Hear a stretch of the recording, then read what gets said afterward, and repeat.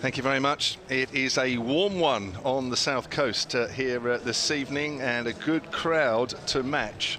And we are eagerly anticipating this T20 Blast South Group game between the Hampshire Hawks and the Kent Spitfires. Two teams who haven't exactly set the South Group alight, but still a chance as we head towards the second half of the group stage of this competition. Let me first of all give you the news of the toss.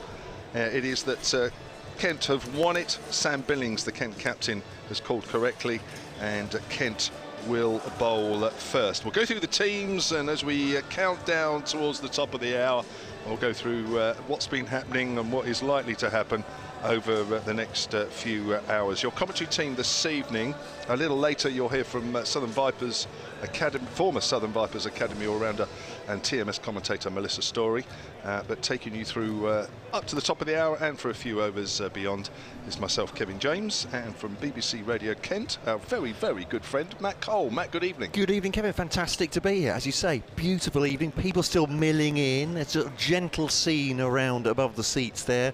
Quite a long queue at various drinks outlets, probably just for hydration as much as anything else. But looking forward to this one. I can't just say that looking at Hampshire, I think Kent have seen their role models, certainly from last year, turning around a terrible first 7 games to try and qualify for the knockout stages, and appear to be doing the same this year as well, the Hawks. Yeah, well, it's quite interesting, isn't it? Kent, the defending champions. I must admit, I kept looking at the table, and it was loss after loss after loss, but 5 losses on the trot, and then they've won 2 out of 3. So a slight upturn for Kent. For Hampshire, pretty much the same as last year. They lost their first 4. And then all of a sudden they've won their last 4. But I think the most predictable thing about the T20 competition is its unpredictability. So we'll have to wait and see this evening. The situation in the South Group table is that Hampshire go into this in 5th with 4 wins from 8 games. They sit with 8 points, and Kent, defending champions, they are bottom with just 2 wins from 8. They have 4 points. That's the situation. There are other games going on in the South Group. We'll keep you up to date on those. But let's go through the 2 teams. And Kent as the away side. I think, Matt, we'll start with you. Well, 2 changes from their last outing, that win at Taunton a week ago today. Daniel Bell-Drummond comes into bat for Tawanda Mayeye. He was rested, dropped for that game, which, considering his exploits last year with nearly 500 runs in the Blast, was a massive surprise, although he has been struggling for form in this competition. And Matt Quinn comes in from Matt Mills. Mills had a slight side strain in that win over Gloucestershire in the Championship midweek, and only bowled 2 overs, in fact, in that last innings, so it was always a doubt. So no Zach Crawley either, though, I should say, who has been released by England to play in this game. I think I heard Sam Billings say at the toss he was unwell this afternoon. They have had a number of late fitness niggles, Kent, so that's the difference to the side. So it'll be Denley, Bell-Drummond, Cox, Billings, Leaning, Blake, Linder, Stewart, Case Ahmad, Clarkson and Quinn. Clarkson is spared playing against England in the first 2 games, can I put it that way, by coming to play for the Spitfires over the weekend instead. Mind you, if Ben McDermott and James Vince get going, he might have wished it would have been in Holland. But we'll have to wait and see, because that's always part of the fun as the game unfolds. Hampshire, well, they've made 1 change from the side that beat Glamorgan in Cardiff last week. And the unfortunate player to make way is a certain Brad Wheel, who picked up 5 for 38 in that game, a career best in T20s. But he's made way for a fit again Australian Nathan Ellis, the seam bowling all-rounder. So Ellis, who's been injured for the last game or 2, he's back in the side. So Hampshire will line up like this evening. James Vince and Ben McDermott, looking forward to seeing those 2 bat together. Twice already in this competition they've broken the county's opening partnership record, and of course this competition has been going on for 20 years. Tom Press, the teenager, comes in at number 3. Joe Weatherly at 4. Ross Whiteley, the left-hander, at 5. Toby Albert, the young player who's come in the side and has batted well down the middle order and got some good late runs, and his inclusion in the side has corresponded with that upturn in form for Hampshire. James Fuller, the all-rounder, Liam Dawson, then Ellis, Chris Wood, the left arm seamer, and Mason Crane, the leg spinner. That's your Hampshire 11 this evening. So what's been going wrong with Kent then, Matt, although not quite as much recently? Well, no, 2 wins out of the last 3, but I think Hampshire listeners and viewers will know what happens is that once the rot starts, and they had two very indifferent performances to start, the one against Somerset, they were completely blasted out of Canterbury by Riley Russo, and then things start to just, those little things, the small things, like Sam Billings said after the game at Gloucestershire, when they're once again trounced by Gloucestershire, can't get a win down at Bristol for love nor money over the years, that they were the best fielding side in this competition last year. He said, that's not a boast, I think that's true. I nodded, I think he was right. This year, those little niggles started, they seem to spread around like wildfire. The batting hasn't been as dominant. I mean, it's in all departments, effectively. The bowling just doesn't look quite as potent as it did last year. So all the things that went right in that momentum, I suppose, that Kent had last year, just those tiny little bits of difference this year. I mean, that's what can happen, can't it? I mean, I'm sure Hampshire found the same thing last year with the terrible start they made, and then you get on a run and suddenly something clicks in, doesn't it? It is amazing, isn't it? And everybody down the order, or the bowlers coming on later on, all feed off what's been happening in the last over or two. But you're right, if you get on a little bit of momentum, the game all of a sudden looks easy. When you're just a couple of percentage points off it, it looks horrible. And Hampshire were horrible those first 4 games. They were losing wickets in the power play, and as we know, over the 20 years of this competition, you lose too many wickets in the power play, you have no momentum, the overs run out, and you look at the scoreboard and you've got no total whatsoever. The other problem for Hampshire was that their bowlers were also going for a lot of runs at the same time, so there was a lot of areas that just weren't quite right.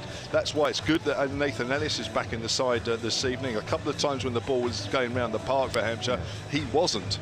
There was a spell he bowled at the Oval when we got absolutely trounced by Surrey, who got over 200. His 4 overs only cost 20 odd. So he's a more than useful player. Played a couple of games at the IPL for the Punjab Kings, and you can see he's a very bustly seamer. You just need somebody almost that you can rely on, that when others are going around the park, there's at least somebody who's not going round as much. And I think a lot of Kent fans will point to the absence of Adam Milne this year, the New Zealand quick, and he only played 4 games for them last year. It felt like a lot more, because probably in 3 of those he was the deciding factor, and as you say, that it's the X factor, if you like, of those bowlers that can really change a game, that extra bit of pace for Kent. This year it's George Linder, who's with them for 2 years, playing all forms, a South African spinning all-rounder, and Case Ahmad, who's back for another season as well, who's once again been very, very good.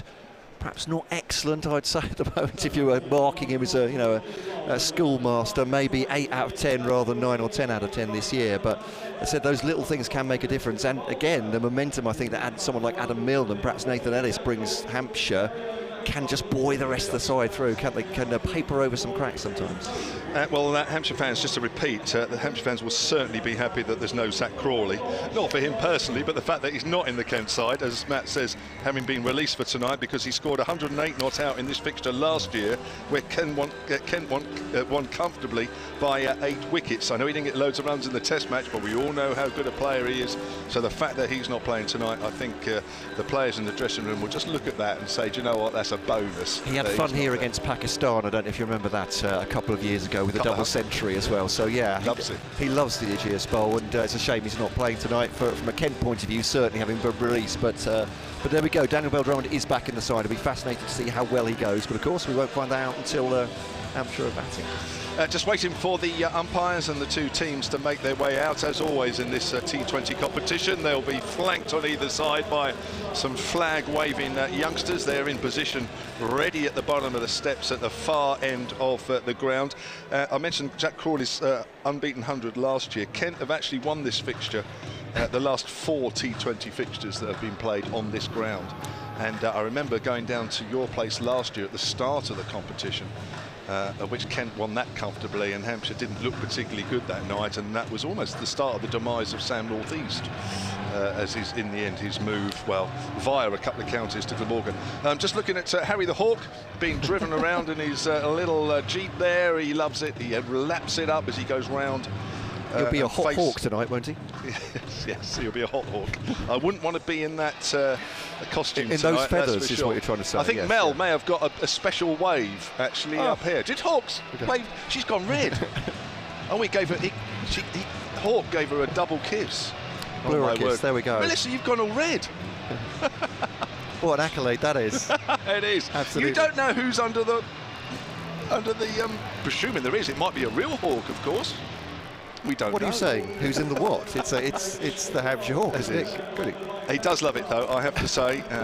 He waves and he laps it up to death. And he's still going round. In fact, no, he isn't. He's disappearing down the tunnel now. He's gone. He's finally realised that he's not the main attraction tonight. We've actually got a game going on in a couple of minutes' time. So he's off. And as I speak, the two umpires are making their way out. And they are closely followed by the Kent team, who are in their familiar, red tops and sort of blue. Yeah, it's a changed kit this year, but it's maroon and dark blue, basically, sort of maroon and dark blue halves, if you like, but diagonally from shoulder to shoulder. If I was doing my fashion expertise. Just to add to Hampshire listeners worrying about Kent, and I don't mean to do that for listeners on BBC Solent and around this ground, but Kent have won 6 of the last 7 between these two sides in the T20. The other one was a no result where Kent were quite a long way ahead. So, but as we know, those records are meant to be broken.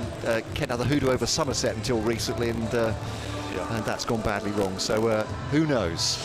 Well, a good crowd here this evening. It's several thousand. It's bigger than the last couple of games we've had here, and they haven't been bad, but I am shocking at absolutely guessing crowds, but I would say we're 6,000-7,000, and we might even be a few more than that. It looks like it's Freddie Klassen to open the bowling from the pavilion end, the Dutchman who, well, I presume he has watched his fellow international teammates maybe not too closely, having been smashed around Amstelveen for 498 earlier by England.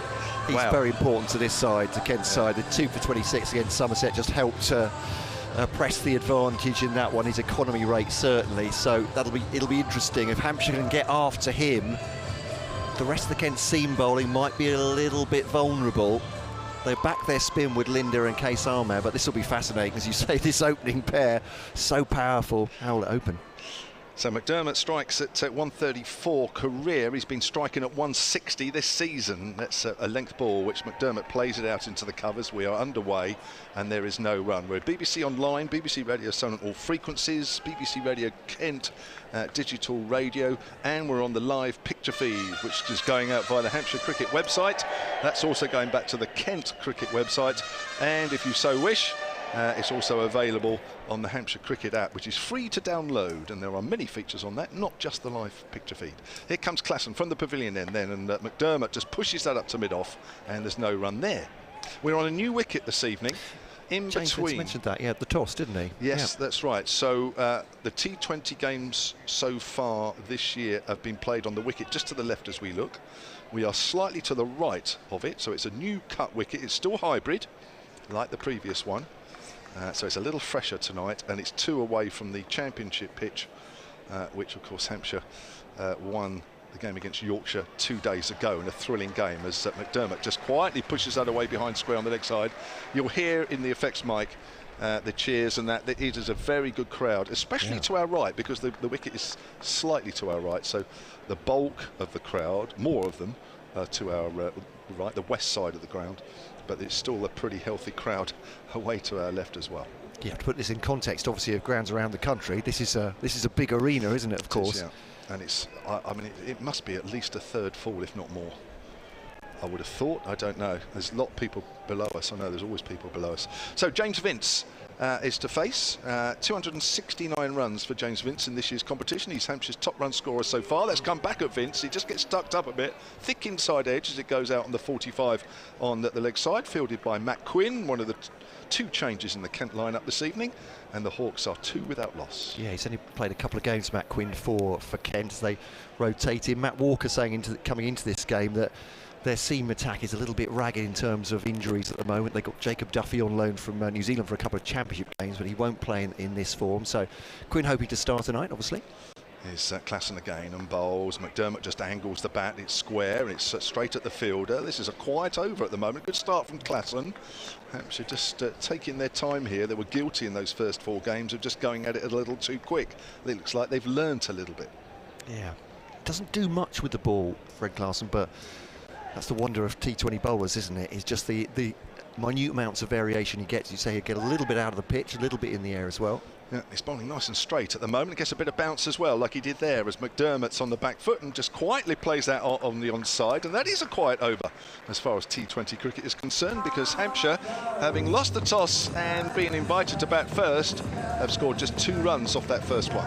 Yeah, obviously it's a great start for Kent in that respect, but certainly a facet of Kent last season. Perhaps I'm not going to say that this season, but they didn't get overly worried by starting slowly. You can do that, can't you, within the power play? Have a bit of a look, see what the pitch is doing, and then start going through overs, well, even over 6 to 10 if you like, expanding. But we'll see what occurs from here. Grant Stewart will take the ball for Kent from the hotel end here. Played for Italy during the winter, didn't he? He did indeed, yes, with Gareth Berg. Well, I spoke to Bergie during the winter. He's been trying to scour all the passports and connections, but he's an Italian-Australian man of Kent. He's Grant Stewart, so he's very cosmopolitan. He's taken 8 wickets so far in this competition. Economy rate up near 9, and Kent have been on the end of some batterings. Bowls now to Vince and just tucks him up on leg stump, but propels that into the onside. Linda Fields inside the ring at mid wicket, and they move on to 3 for none, the Hawks. So Jordan Cox is the 1 boundary fielder, boundary rider on the very long offside. You need to hit it pretty hard to get out there, and I believe that is Jack Leaning blending in with the crowd at deep square leg, the 2 boundary fielders. There's no slip, dispense with any thought of that. Sam Billings is a fair way back as well for Grant Stewart, who bowls what they call a heavy ball. Kevin James will explain what that means. I've never quite worked it out. It's McDermott on middle and leg again, play back at the bowler, and there's no run. They're certainly not looking to swing for the boundaries here, starting off on this new pitch. Well, it usually refers to a bowler that sort of hits the pitch a bit harder than others, and also one that either or gets a little bit of nip off the pitch as well, so it seems to hit the bat a bit harder than you think, a bit quicker than you think, and certainly hitting the pitch the same. Stewart to McDermott, rears up at him a little bit, takes the bottom hand off as it goes up towards the bat handle, back down the pitch. He goes to do some gardening. It wasn't that far back of a length, was it? Interesting, isn't it, really? There's definitely a bit of bounce out there, and I just seen Grant Stewart there has been told to get off the wicket, and his follow-through. It's very early on, 3 balls into his 4-over spell, assuming he bowls all 4. I was going to say that's early. He's got that in early as Grant Stewart going down the pitch. But McDermott, he's been prolific 6-hitter in this competition in the block hole. That one, he's dug that one out and more. Sort of check drive back up towards mid-off, and it's Daniel Bell Drummond who fields there, coming outside the circle, aided and abetted by Clarkson, was there in case anything went wrong, but just the single. So I noticed he's got 20 maximums in this series so far, Ben McDermott, which is twice what the nearest Kent competitor has. Yeah, I think he was second on the list up until recently. He didn't get many in his last game, so may just have fallen behind a bit. Is Vince now facing Stewart, drive and off drive up to Daniel Bell Drummond, who fields it. There's no run. Coming towards the end of this second over, Hampshire Hawks are at 4 for none. They've certainly kept it tight. So that ball that leapt off a length from Grant Stewart, or just back of a length, will be an interesting one for all batsmen concerned. Yes, it's as you say, it's a hybrid pitch, which basically means it's a mixture of normal grass and some plastic grass woven in between. Here is Stewart then to Vince, who scored plenty of runs against Kent over the years. Cuts that away, he's given some width, and that'll be 4. And not that much width, but you could see Vince in position early, cuts it away behind square, and the first boundary of the innings for the Hampshire Hawks. 8 for none here on BBC Radio Southern, BBC Radio Kent. Around the ground, on the earpieces, on the stream as well, for Hampshire Cricket Club and Kent Cricket Club, around the known world and some of the unknown world, I'd imagine, as well, with Matt Cole and Kevin James at the moment. Melissa Story is warming up his first change. Yeah, these two are the main run scorers. I mentioned earlier, McDermott and Vince both scored, well, Vince is just over 250, McDermott very close to 250 now. In fact, he needs 1 more. So these are the 2 main scorers for Hampshire in this year's competition. I think the opening spells from each of the Kent bowlers has been pretty good. Apart from that one ball from Stewart, it just shows, isn't it, on here, if you keep it straight with a bit of extra bounce with the new ball, it's difficult to get away. So we've got a new bowler here. Is this Quinn? It's going to be Quinn for the far end, yeah. Right arm, tall, medium, quick bowler, and that's straight, but it's turned away on the leg side by McDermott for a single, down towards deep square leg, where Jordan Cox does the fielding. He's in a bit of form recently, both in this and in the championship, isn't he? Century in the championship against Gloucestershire. Both he and Jack Leading got one in that Kent first innings. And 94 against Somerset last Friday. Where Kent just had a horrible power play, and we're all fearing for the worst, but carried them to a big score in the end. Yeah. Yes, Quinn again then, as Vince just plays it on the 45, but it's gone a little too quick to Grant Stewart, so there's no single there. Good crowd, good atmosphere. You can hear the buzz and the hum around the ground. Even when there's no action, you can just hear the chatter and that low sort of hum of a noise, and it's great. And only T20 cricket really gives you that. Just thinking after work on a Friday, what could be better? Hot day, perhaps you've been sweltering in the office, but you can get out, put the flip-flops on, go and have a beer. Fantastic. Yeah. And that's just us. 9 without loss here, the Hawks. Quinn comes in and bowls. He's wrapped on the pad there. Vince trying to force that away on the leg side. He misses out. Just looks up to the heavens. He knows he's missed out there. Indeed so. Here we go. The chance going. Making a bit of noise here as well. Oh, yeah, he'll be good later on. Yeah. That's for sure. Great crowd, absolutely good crowd. Now that already with that ball and Vince looking to shape it on the leg side, has already got a change of field, because now Kent have got a deep mid wicket as well as a deep square leg, and the cover fielder has come up. Jack Leaning into the ring, away to our right. Here's Quinn again from that pavilion end. The bowls to Vince. Vince just works that. Has he worked it into the gap? Not quite. They'll pick up a single, and that's a nice piece of fielding by Alex Blake, the very dangerous left-hander. He scored runs here against Hampshire and won games, I remember, over the years, so we have to watch him as well. 5-6 years ago, Kent were in a terrible position. I think 5 down when he came in, or maybe 4 down. He scored a blistering 50 off 30 odd balls, and just rescued that one for Kent. Again, apologies to Hampshire fans and BBC Radio Silent listeners, but it's no problem. Honestly, we're used to it. Strikes in the 130s, which I'm surprised actually. I thought it'd be more, but Dermott gives himself some room, misses that as he tries to carve that over the top of the covers, and it goes through to Sam Billings. He's another man to watch from a Hampshire point of view, playing for Kolkata Knight Riders in the IPL. He's not had the greatest series.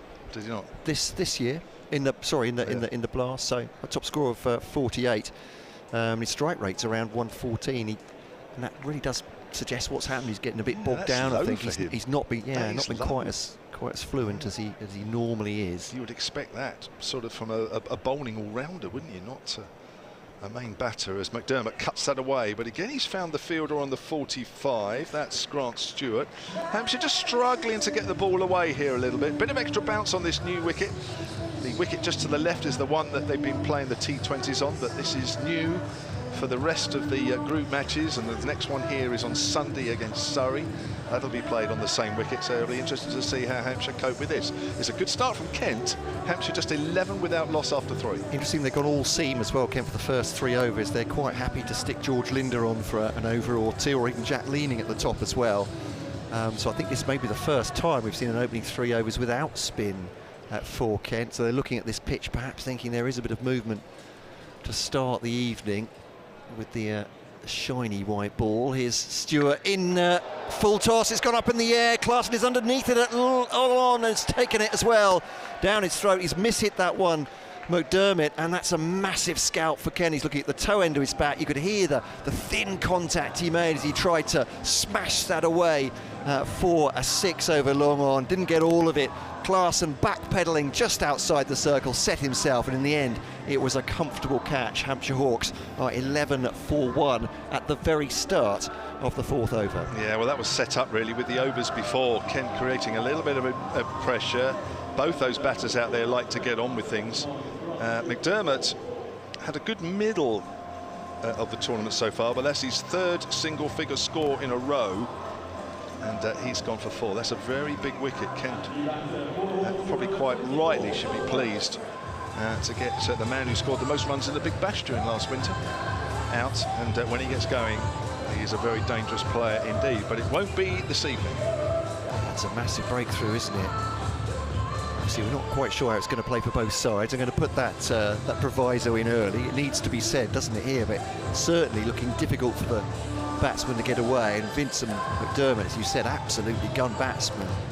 Superb T20 players.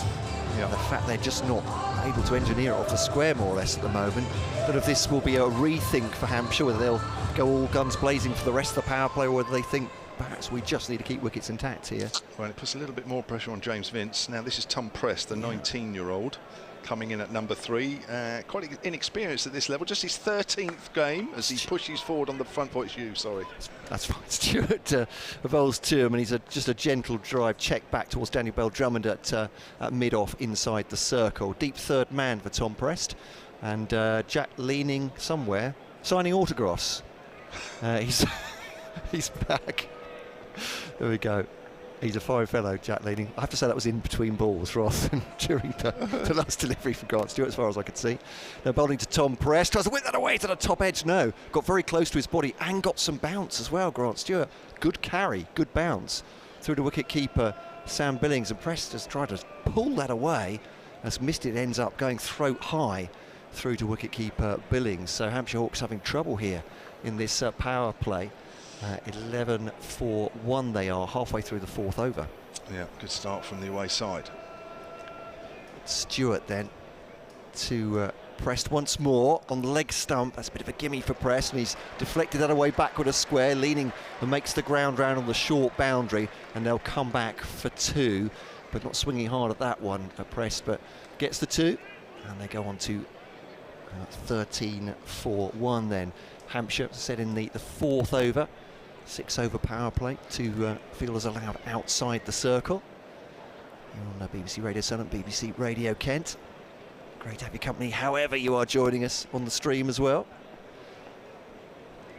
Is Stewart then bowling to Prest, who guides that down to third man in case Ahmad fields, and it's very much a sort of regulation single, that one.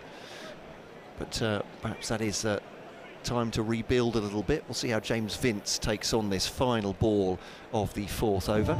14 for 1. Yeah, Tom Prest, I mentioned still early days in his T20 career. He's striking this year at just 114, which is not particularly high, but I mean, he's quite young. 115 overall in his career, so he's actually matching that. He hasn't improved on it as yet. This is his 6th game in this year's competition. Stewart to Captain Vince then, flicks that wristy up to mid-wicket, but along the ground with no great force. It's fielded by Linder. End of the over, a successful one for Kent Spitfires and for Grant Stewart, with the departure of Ben McDermott caught by Fred Clarkson. Off Stewart's bowling 4-4, that 11 for 1 after 4 overs. Hampshire Hawks 15 for 1 here. I've been asked to mention by Hampshire that the Hawks game this Sunday, which is Surrey at 2:30, is doubling up as an All-Stars and Dynamos Day, with all those young cricketers taking part in All-Stars and Dynamos programmes across the region, entitled to free admission. That's free admission this Sunday afternoon by simply wearing their All-Stars or Dynamos T-shirt. There's a little bit more on that, which I'll come to, as Quinn continues from the pavilion end. Bowls, and Prest gives himself some room. Hits it into the ground. Sorry, it's Vince. And that's picked up just behind square. And there is no run. What's more, parents, friends and family of All-Stars and Dynamos participants are entitled to half-price tickets on Sunday afternoon. And that could be a good crowd. Looking forward to that. 15 for 1 here at the Ageas. A good atmosphere here this evening. Hot weather, perfect for T20. It's what it was made for.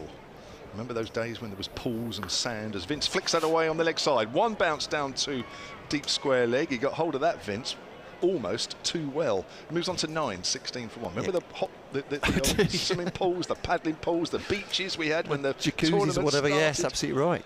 This was the sort of evening it was all made for back then. So fans could win places in those in the pools, couldn't they, on the boundaries? That's right, I think, yes. Through a ballot or whatever. Rather than sit in the crowd, you could take your place in the paddling pool. Not sure about those were the days. 16 for 1. Here's Quinn bowling to Pest. Gives himself some room, and he almost edged that through to the keeper. He's trying to work that way through the offside, but there's a bit of pace out there, and there's a bit of bounce, which is just making the Hampshire batsmen not totally comfortable out there, and it's given the Kent bowlers an interesting, as you said, all seamers so far. I think that's the right move. Why would you bowl a spinner at this stage? Because the seamers are just getting a little bit extra out this pitch. Just wondering if this carries on, where they might give Daniel Bell-Drummond an exploratory over even, bowl some right arm seam. Here's a length ball again, and Press can do no more than just play that out on the offside. This looks like a good toss to have won from Sam Billings, and it looks like a good decision to bowl first. Yeah, I'd agree. It's sometimes it's a complete lottery, isn't it, with these pitches, and the two captains actually disagree, and they're both happy when the toss is done. But I didn't hear exactly what James Vince said at the toss, only that this was as you say, is a brand new pitch, unused so far, but Kent seems getting something out of it. 2 balls left of the 5th. As Prest is going to take a quick single, wants it, but no, says Vince, as he pushes it out into the covers. Just a reminder, Kent coming into this game with 6 games left, including this one in the group stages, bottom of the table with 2 wins. Hampshire sit 5th with 4 wins. They have 8 points. Currently 1 point behind Gloucestershire and Essex. Kent with their 4 points, 1 point behind second from bottom Glamorgan.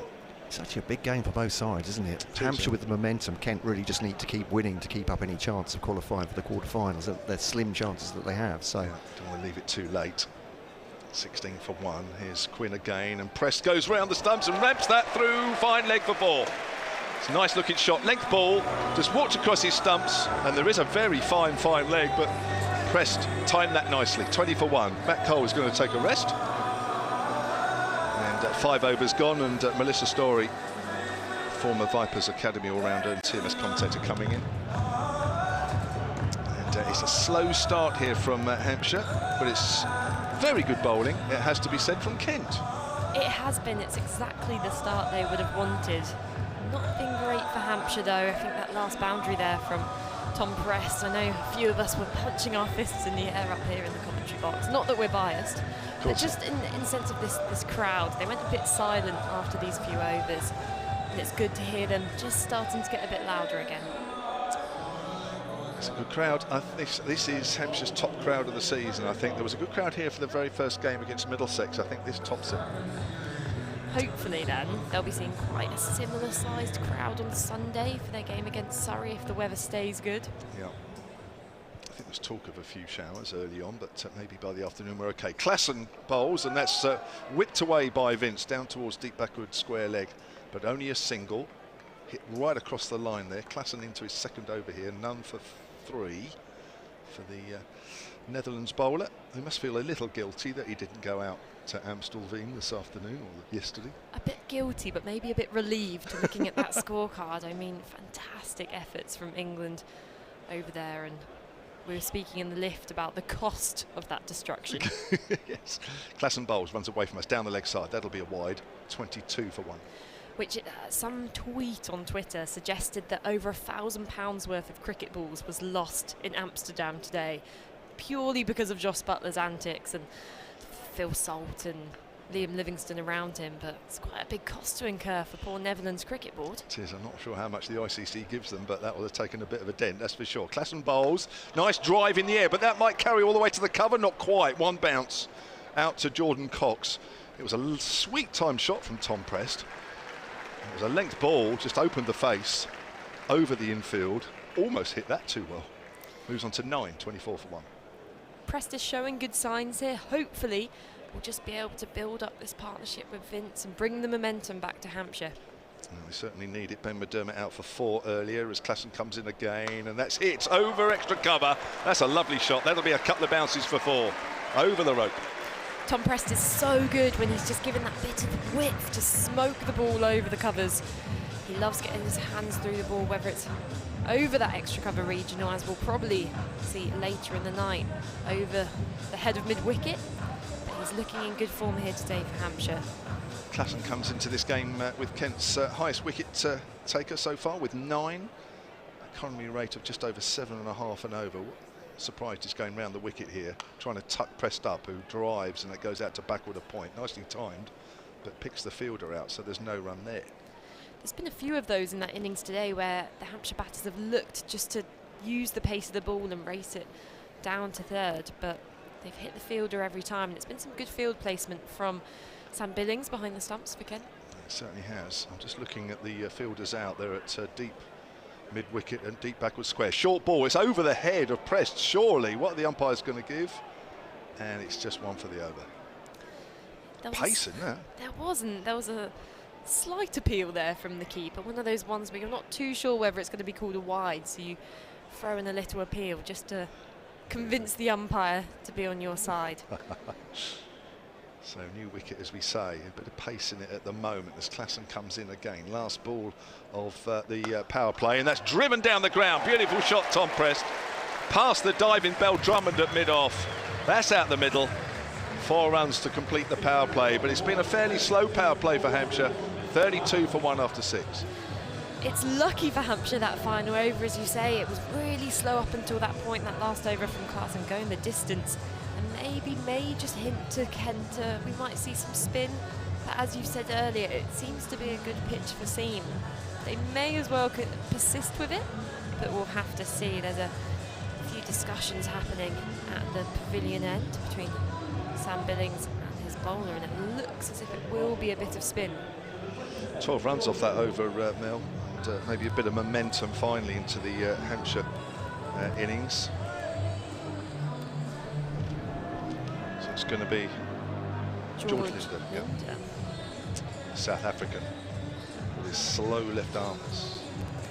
We were talking down in the media centre whether this could be a record for some kind of different nationalities represented in this game, because there is such an array of different countries and overseas players, and also people who are born in other countries now representing English counties. We'll have to do a total add up. Whoa.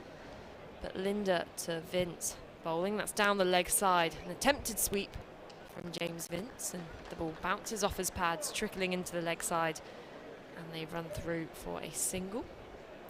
Hampshire Hawks 34 for 1. Well, there's no Mayeye in the Kent side straight away, so that's a Zimbabwean out of it. It's quite. I've actually written them down, but have you? Oh, I could be wrong. Linder past the stumps and advancing down the wicket is Prest, driving down the ground for another comfortable single. He moves on to 18 off 14. James Vince at the other end, 10 off 11. He's on strike now to Linder. So there's obviously quite a few then if you've written them down. Linder in, advancing down the wicket, Vince, driving to mid-on. Another single taken Hampshire now. Just ticking this scoreboard along, 36 for 1. You know, I don't know whether I've written them down because there's a lot or just because I'm very forgetful. Let's have a look. Well, I think someone's just downstairs, Grant Stewart, a Australian-born Italian representing player, as that's striking Prest on the pads and deflecting into the onside. They take a quick single. Played for Italy in the European T20 qualifiers. Yeah. And I'm a massive fan of European cricket. Are you? It's fantastic. Some of the best moments come out of that competition. I'm not sure if you saw one recently on Twitter, which I'll go into after this ball from Linder, which is full and clipped away on the onside to the fielder at deep mid-wicket. Another single taken. Just happy to see Linder around here. Not taking too many risks, these two, and just showing it at this stage in the game. They know that it's all about partnerships. It's a difficult pitch to get in on. They've just got to focus here as Linder in and advancing down the ground, hitting this in the air and over the head of the fielder at deep long off. It's a 6 for Hampshire. That propels the score onto 45 for 1. 6.4 overs, 2 balls left in this over. After those 2 wides, exactly the impetus Hampshire needed from Tom Prest. He's storming along, 24 of 15. Linder in, and this is calmly clipped off his legs, down to long on. And they finish that delivery. I was about to say finish the over. Want to come? So you're going to tell us about why you like European cricket? There was a fantastic clip where the ball was delivered, went through to the keeper, no bat on it, and they ran 3. I'll elaborate after this final ball from Linda, which is slapped away on the offside this time, straight to extra cover. But the Hampshire batters get through for another single. That's another big over for Hampshire. They finish 47 for 1 off 7 now.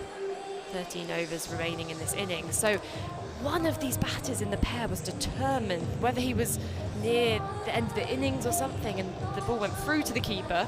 They ran on it, sold his mate down at the other end for almost given run out, then that was misfielded. He called him back for another run, then it was misfielded again. He called him back for another run, and I'm not sure whether he made it home. I think he did, but goes to show that there's no excuses in T20 cricket. You can always run off those balls through to the keeper.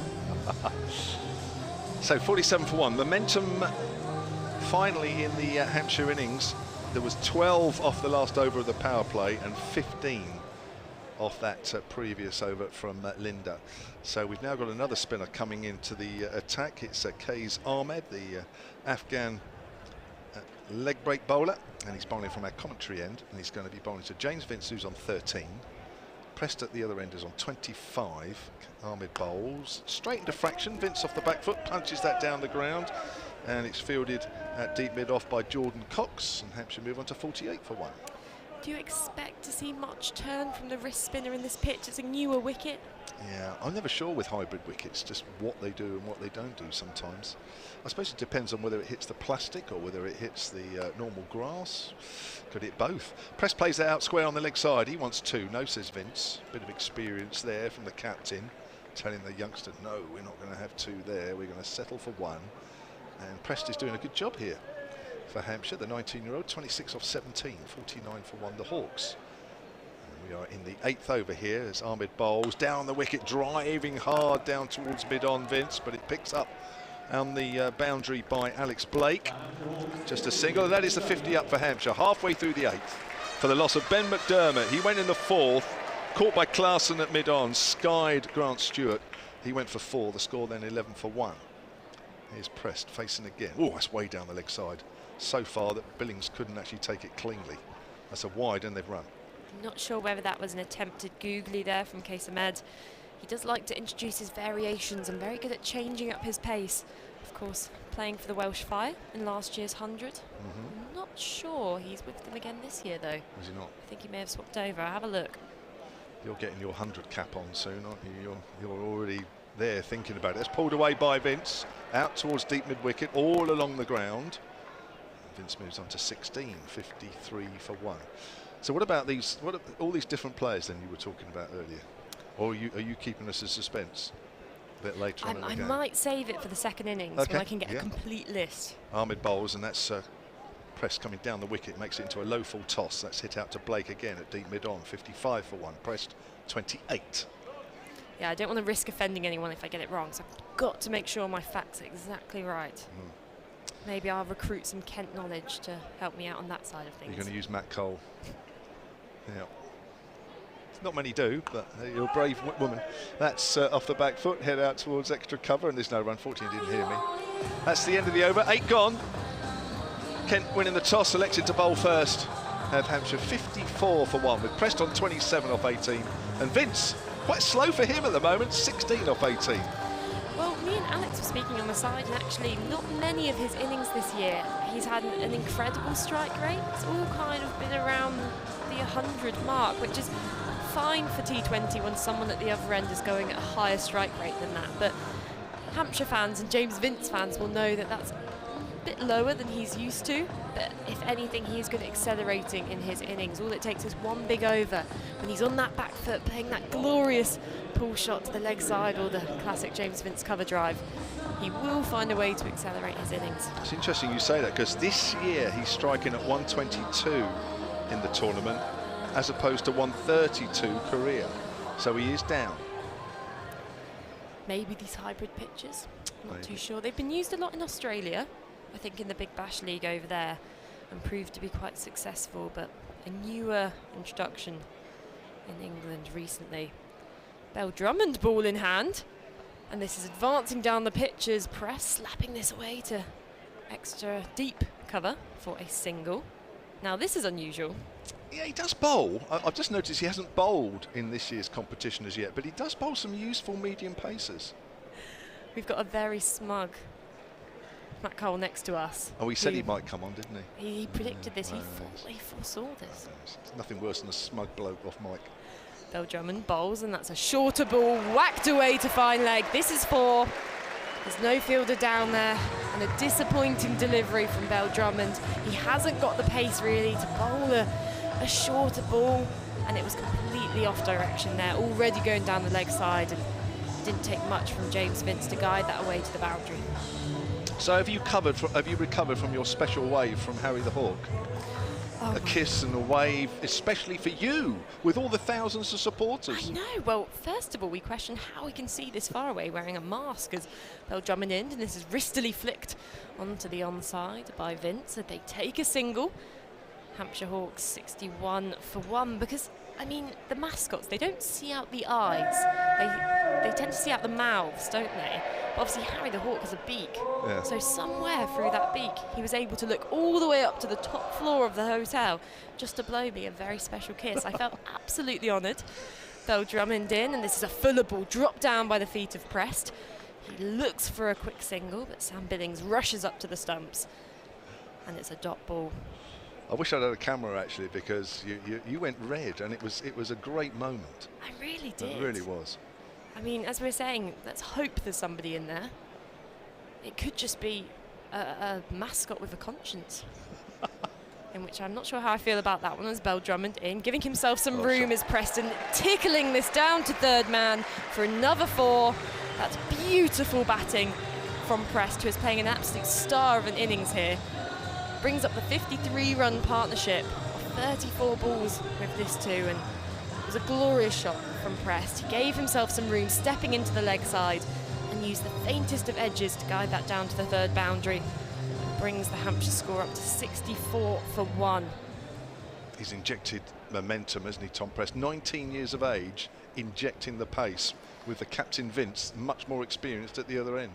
Well, 2 captains at the crease, of course, because Tom Prest, under-19 England captain, and he's on the back foot, hooking this away, but not timing it, out to deep mid-wicket, and they get through for 2 runs. A warm round of applause for the crowd following that over, as Hampshire Hawks now 66 for 1 off 9, and their run rate now is up to 7.3, which is a stark difference from these first 5 overs of the innings, which are really quite slow and dull. I have to remember last year that Kent won this game by 8 wickets. They were chasing 182 that night, but there was a certain Zach Crawley in amazing form around that time. He got 100, but he's not playing for Kent today. Kent winning by 2 wickets in 2019, chasing 145, and they did that with a ball to spare. So that might just give you some indication as to where we might be with these 2 teams here this evening. 66 for 1. Here's over number 10, Kais Ahmed, the Afghan leg spinner, and that's a flat bat shot by James Vince down the ground. Alex Blake is going to dive, doesn't get there, much to the delight of the crowd. Yeah, there's a lot of dancing happening in the crowd today. As we said, it's a massive crowd here today. They're all lapping up this sunlight. You can smell all the aromas of the food trucks circling around us, and certainly the seagulls can as well. But there's a lot of dancing, and we have seen the dance cam being brought out occasionally at the Ageas Bowl, so we may be treated to that today. Yeah, looking forward to that one. 70 for 1 then at the start of the 10th over. Where's your group tonight? You've got a big group in tonight, haven't you? They do. 20 very excitable university girls. Ahmed bowls. That's whipped away by James Vince to backward of square leg. That's Bell Drummond there in the shadows away to our right. 71 for 1. They are currently right behind the fielder at deep mid-wicket, so I dread to think what kind of comments he's receiving and sledging on the boundary. I don't condone this behaviour. First 2 rows. Are they that close? Yeah. That's outside the off stump, and that's left alone by Prest. I think he thought that might have been a wide, but it wasn't. So that's the predominantly white T-shirt brigade. Yeah, there's a special tour T-shirt prepared for the day. Okay. He's on the back foot and cuts that away, back with a point. He's hit that well enough to go for 4. Just gave himself a little room. There was a little bit of width on that delivery as well. And Prest timed that beautifully, and he moves on to 38 now off 24. The Hawks 75 for 1. He's just playing this brand of fearless cricket, which he's owned so well. This is why we're seeing him more and more in Hampshire's white ball sides. He got a fantastic opportunity in last year's Royal London with the absence of some of the senior Hampshire players, and he's really taken his chance. Ahmed Bowles, that's the googly there, and that's cut away by Press, but he had to watch that one because the ball did come back at him a fraction, but still found some room. Cut that very fine, but there is a fielder there, and Press moves on to 39, and Hampshire 76 for 1. Most definitely there's some momentum now finally in the Hampshire innings. The first 4 overs were quiet, just 15 scored. Vince cuts that away but gets a bottom edge, but he'll still get a single out towards extra cover. That's the end of the over. We are halfway through the Hampshire innings. 10 overs gone, 10 to do, 77 for 1. Melissa's going to come in alongside Matt Cole to take you through the next 5 overs. Tom Press, 39 of 25. And he's playing very nicely, striking at 156. James Vince is 27 off 23, striking at 117. Ahmed Bowl 2 overs, none for 18. Bell Drummond, that 1 over at the far end for 12, and he's been replaced. Matt Cole is the next voice you'll hear. Thank you very much indeed, Kevin James. If you've been listening, of course, he would have heard that I'd said that Daniel Bell Drummond might get an exploratory over, but like an old married couple, he never listens to me. We've worked together so long. As this next one from Linda is whipped away through the onside, and it was a great stop from Fred Clarkson, actually. Looked like it had gone past him, but somehow he's retrieved that from backward square leg. Thought it had gone past Clarkson, suddenly he's reached the hand out and plucked it away from the boundary. Great work indeed. So Linda is back. His first over went for 15, very expensive for Kent, 2 off the first ball. And here is in the block hole to Vince, tries to whip that away, but a bit of inside edge backward of square. And they come through, do they for a single? Yep. They do indeed. Sorry, that was Press then, wasn't it? I beg your pardon. No, as you were. It was Vince indeed. It's 24 and 14. I thought I got my numbers wrong. So Linda is round the wicket to Press, just tip and run almost, back to Linda, who runs away into the leg side to field, wide open spaces on the leg side, and they come through for a single. So 4 off the first 3 balls. With Matt Cole and Melissa Story at the moment. Very impressed to see she got recognised, if not blown kisses by the... Is it Harry the Hawk? Yes, Harry the Hawk. This is round the way comes Linda, swing and a miss, a big slog sweep attempted by Vince, and he doesn't get any of that, just goes harmlessly against the pad. I'm a big fan of mascots myself, so I think that's you know, I can completely understand your reaction. Are you a bit jealous? Just a little bit, yeah. Linda comes round the wicket to Vince, makes himself room. Inside part of the bat as he drives it up to long on, didn't quite get all of it, so it's just a single. It's a good comeback from Linda from a Kent point of view here. 15 off his first over, 5 off the first 5 balls. If you can bowl a 1 or a dot here, Kent will be very happy indeed, because it looks like Hampshire had the measure of the spinners, making Case Ahmed look rather ordinary on this pitch at the moment. Goes wide, Linda darts this one in, it's cut away by Preston, it is just a single. So 6 off the over. I think, as I said, Kent will be very happy with that. 83 for 1 off 11. I'm taking my son to not his first game of football, but I have the sad duty to be an Ipswich Town fan, and we got to the outside of the ground and I spotted the mascot Bluey and said, do you want to go have a photo? And he just looked at me a bit doubtfully, even at quite a young age. A mascot's not cool anymore? Bit too cool for it. Oh my God. And I said, well, you're never too cool. Take a picture of me then. I was fine. I had my arm around the mascot. I was there, so yeah. Because you at Kent have 2 mascots, don't you? We do indeed. The 2 horses, the girl and the boy. Yep. Victor and Victoria, I think, indeed. So very imaginative names. Brilliant. Someone's been paid the big bucks for those names. That's the marketing department. Absolutely. That was a big meeting, that one. Took a week to think of it. Grant Stewart is coming on at the hotel end, bowling to Tom Prest. We have a deep third man. 2 fielders on the leg side boundary, 1 at deep cover, and this is swiped away on the leg side for 6 runs into the crowd. A fantastic shot from Tom Prest. The ball was outside the off stump, and he just swung through the line, almost a golf shot into the crowd. This has been a significant innings for him so far. 47 off 28, Hampshire Hawks 89 for 1. And suddenly this pressure thrown back onto Grant Stewart, but the first ball of your over goes for 6 runs. What is his comeback going to be now? There's been no change in the field. maybe be looking to bowl more outside that off stump, a bit fuller in that. He does. He takes pace off the ball as that one goes past the edge of pressed bat and trickles through to Sam Billings behind the stumps. A really good comeback there from Grant Stewart. Yeah, big hit that one over mid-wicket, wasn't it? Crowd absolutely loving it. Still filling in, I think, as well, aren't there? Still some people milling around the concourses, having just have a lovely evening out, but... Yeah, I mean, there's queues still at the food stands. Yeah. So maybe they've just got one eye on the game, one eye on the burger being fried up. Stewart in, and that's a short ball through to Billings. Prest had a go at it, looking again to replicate his first shot. It's signalled no ball by the umpire. It was a quicker delivery from Stewart, and Prest actually looked uncomfortable in that shot he was trying to play. But another run added on to Hampshire's score, 91 for 1 now. Just 2 balls of this over bowl, 2 legal deliveries. And he'll be looking to have a better reply as he does, tucking up into the hip of Prest. Drops it into the leg side, and there's a bit of a groan from the crowd as I think the bowler there got a bit close to running into Tom Prest, running to the non-striker's end. It could have been interesting, 2 of them.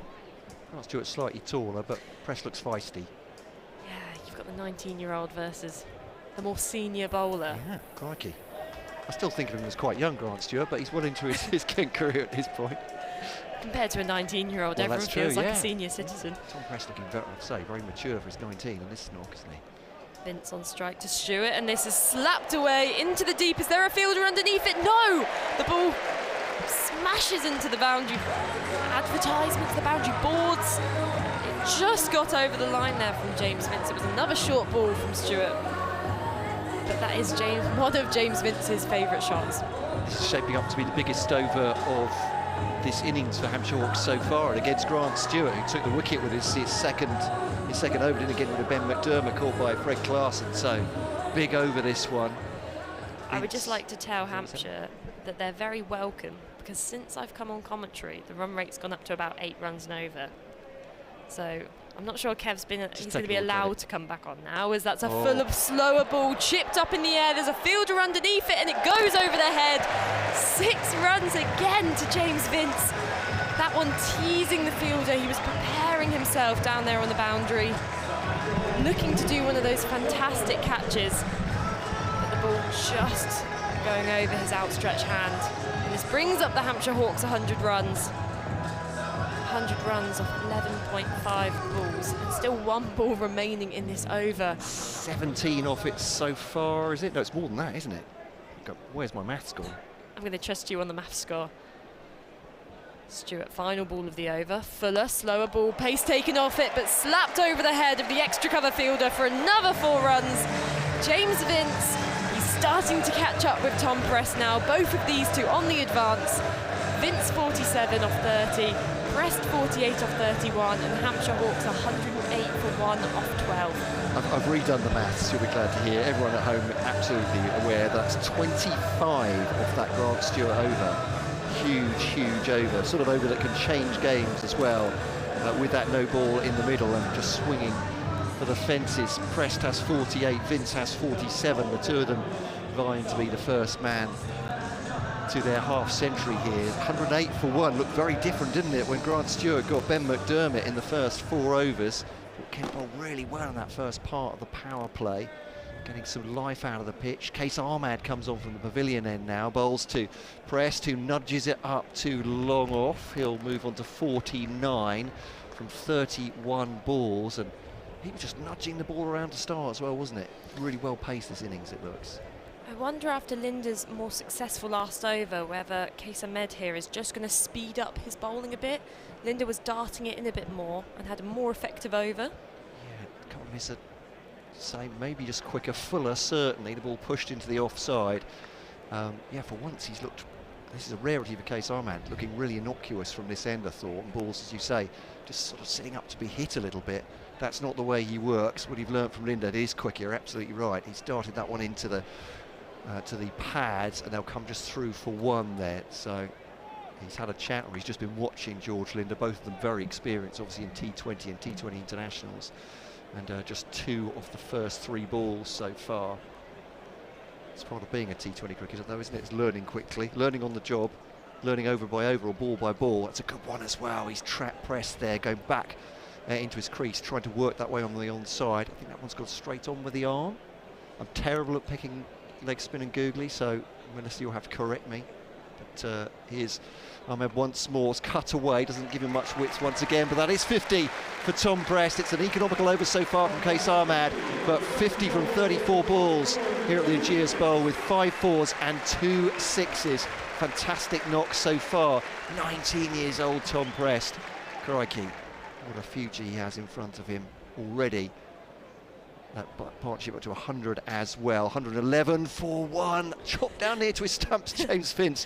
Well, that's how T20 can almost turn in a moment, isn't it? Congratulating Tom Prest for his 50 and the 100 partnership. And Vince trying with no width whatsoever again to chop the ball into the offside, almost chopping it onto his stumps.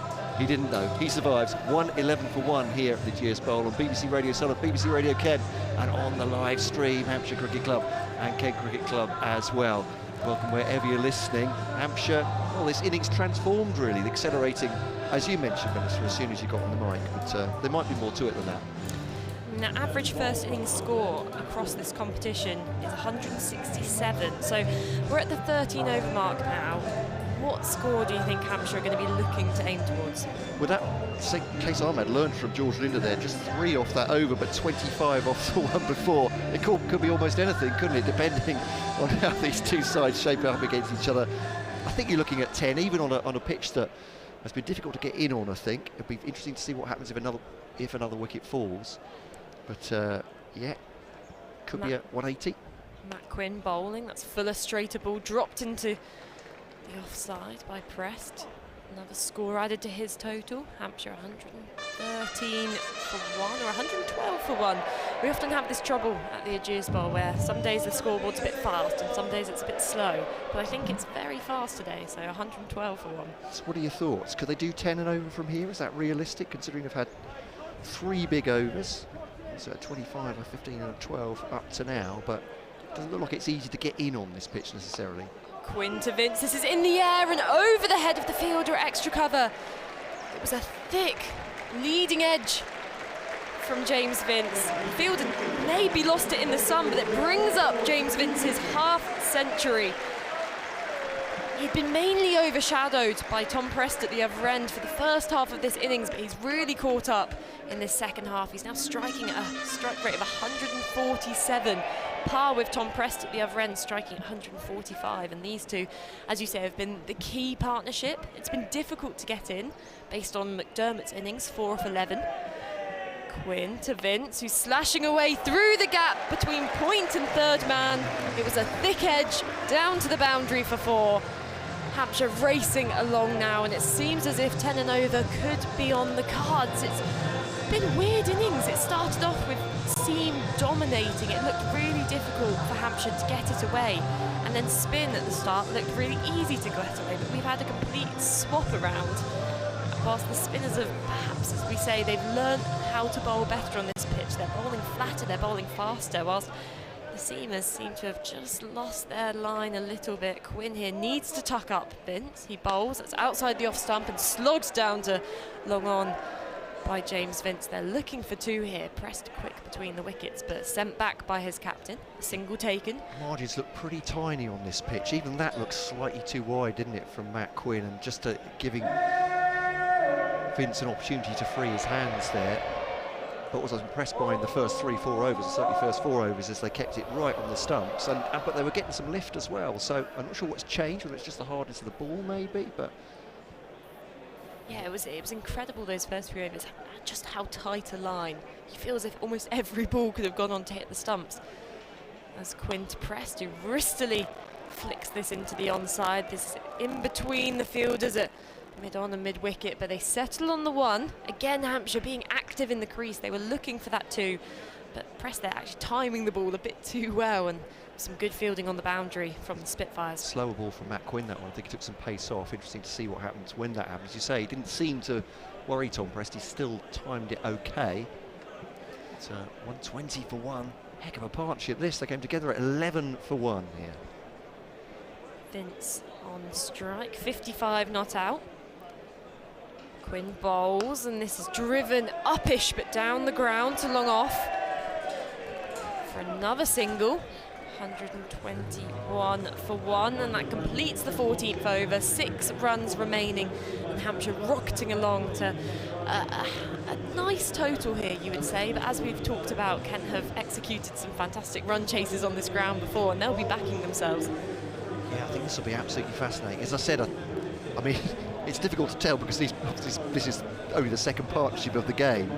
But he didn't look easy to start with, and pressed, perhaps because McDermott had gone so early, was just very gently nudging the ball around to start, wasn't he? But whether that be the same for a batsman coming in here, or whether the ball's had a bit of shine, not to have it maybe a little bit softer, but it's only T20 this, isn't it? We're only 14 overs in.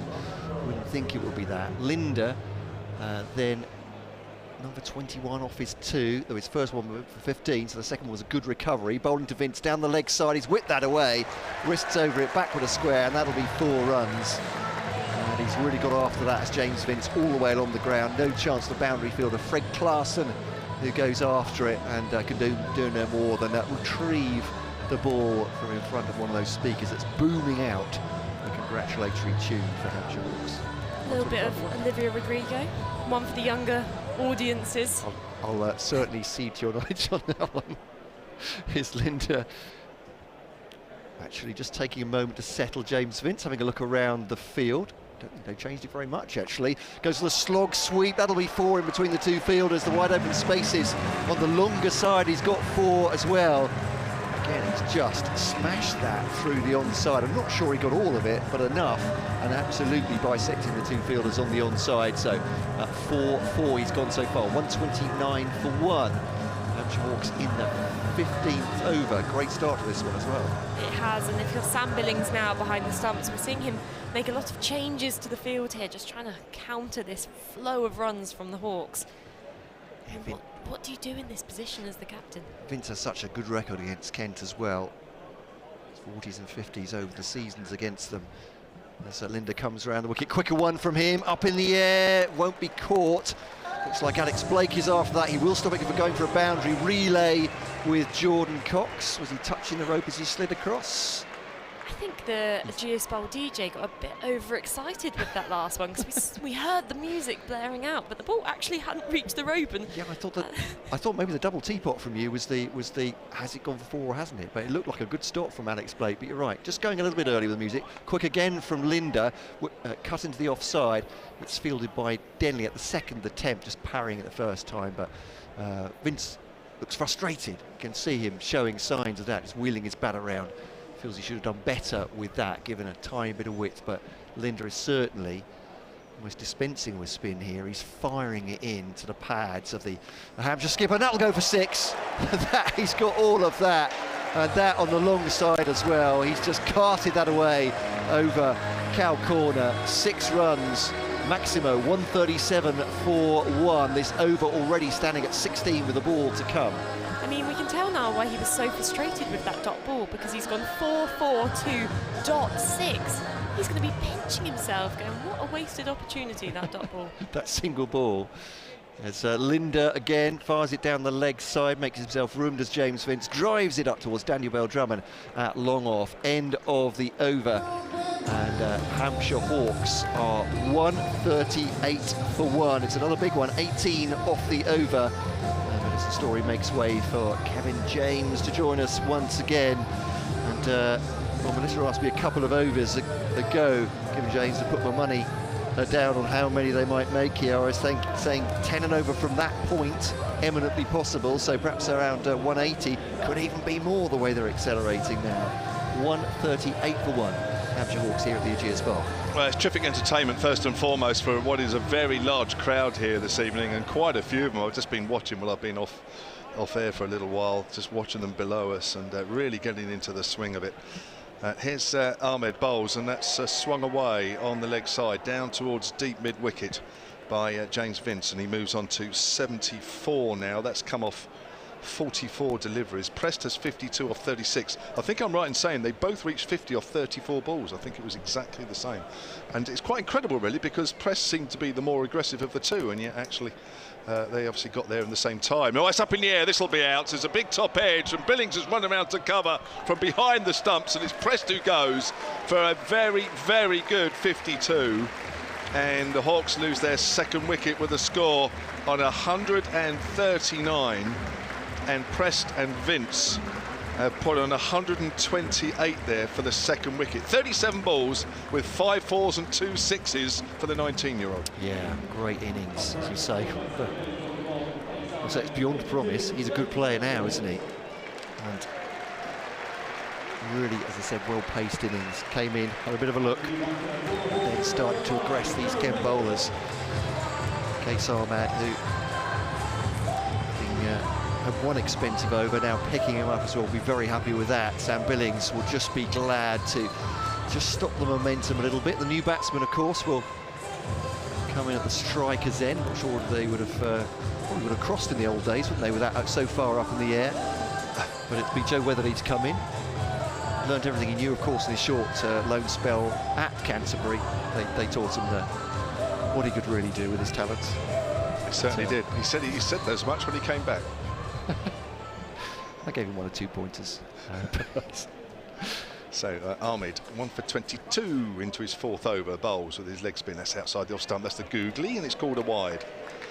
And Weatherly doesn't have to play. Ahmed's just having another look at that, as if to say, umpire, are you totally sure about that? It was certainly borderline, but it's 1 to the total, 140 for 2.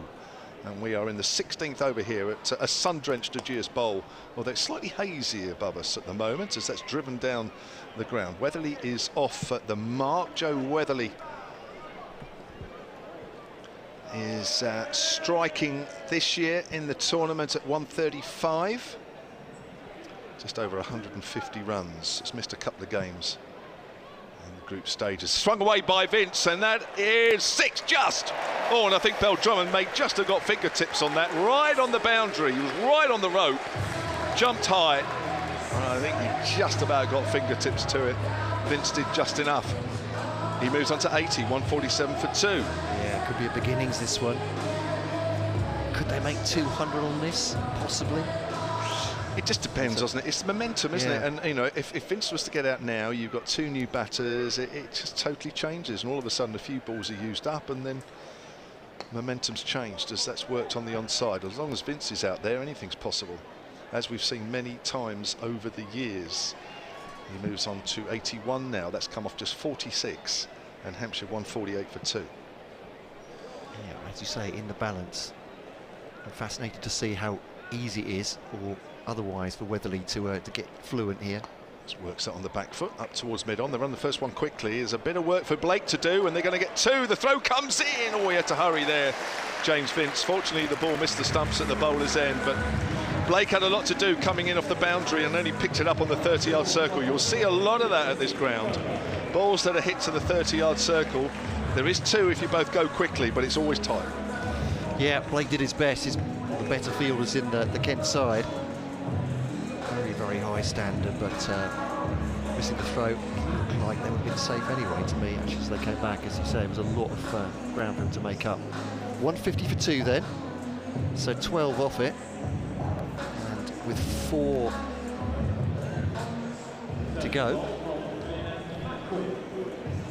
200 possible if Vince stays in, maybe. You think they back themselves to do that. So Matt Quinn from the far end, it is indeed. None for 18. He's actually been really economical. Done well, hasn't he? Well, the couple in the power play, and the one outside as well. So going at 6 and over in the context of this innings is very respectable indeed to Kent's resources, but they'll have a couple from Clarkson as well. There's Quinn bowls. Right arm over the wicket now. Bowls to James Vince. Vince flicks this off his pads out towards square leg. Before mentioned Clarkson picks it up. They think about 2. They sort of half went for it, both of them, and that ended up as a no, I think, between the 2 of them. So just a single. Weatherly on strike. Kent would love to keep Weatherly on strike and try and starve Vince of the ammunition at the moment. as he is, 82 or 47, striking at nearly 175. It's quite an innings. Could it be a match winner for the Hawks tonight? 7 fours, 4 sixes so far. Quinn with a single off his first ball, charged with trying to staunch the flow of runs. Just outside the off stump, beaten is Joe Weatherly. He's gone outside off and tried to cart it over leg. The field's in on the offside, and he's missed that one. It's actually a good length ball from Quinn, who seemed to follow him down the yeah, that's the length and line to bowl at Weatherly. Weatherly will try and hoik balls over the leg side. He'll slog sweep, and he plays it well. If you get it full as that, then it makes it difficult to Weatherly to get underneath the bounce. I'll know that from the analysis, of course, coming into this match, and it's put there again really by Matt Quinn, and he does get through the sweep, but it's a little bit bottom edgy out towards Clarkson, the bottom part of the bat, at deep square leg. Just a single taken from the miss hit. 82 for Vince. They won't be unhappy though, Hampshire, to have him on strike here. Quinn against Vince, and looking at the economy, yeah, Matt Quinn stands head and shoulders above the rest. Probably wouldn't have played if Matt Milnes had been fit. The former Essex man, the Kiwi. Coming down from the pavilion end, James Vince. It looks like he's counting the fielders there. He just has one hand out as he looks around, taking mental note of where they all are. That's a spray down the leg side. I wonder if Quinn thought he was going to back outside there. I think he did. Yeah. With the 3 out of the 4 fielders on the leg side deep, I think he thought Vince was going to walk outside leg stump. Calculated risk. You only yeah, lose you one have for to it take as them well, sometimes. So. I mean, if Vince did that, that would have been a good delivery. But Vince stayed where he was. Now there's a deep cover, and the fine leg comes up. So yeah, Linda into the circle. That fine leg, flayed away by Vince. That's hit very hard, and leaning's not far away from it, but it is just scorched across the turf on a scorching afternoon stroke evening here at the Ageas Bowl. 86 for Vince off 48 balls. Hampshire Hawks on to 157 for 2 here on BBC Radio Soul and BBC Radio Kent, and on the live stream, courtesy of Hampshire Cricket Club. Cricket Club picking that one up as well. Lovely shot from Vince. Could he be on for a ton? 14 away. Matt Quinn, can he recover for Kent?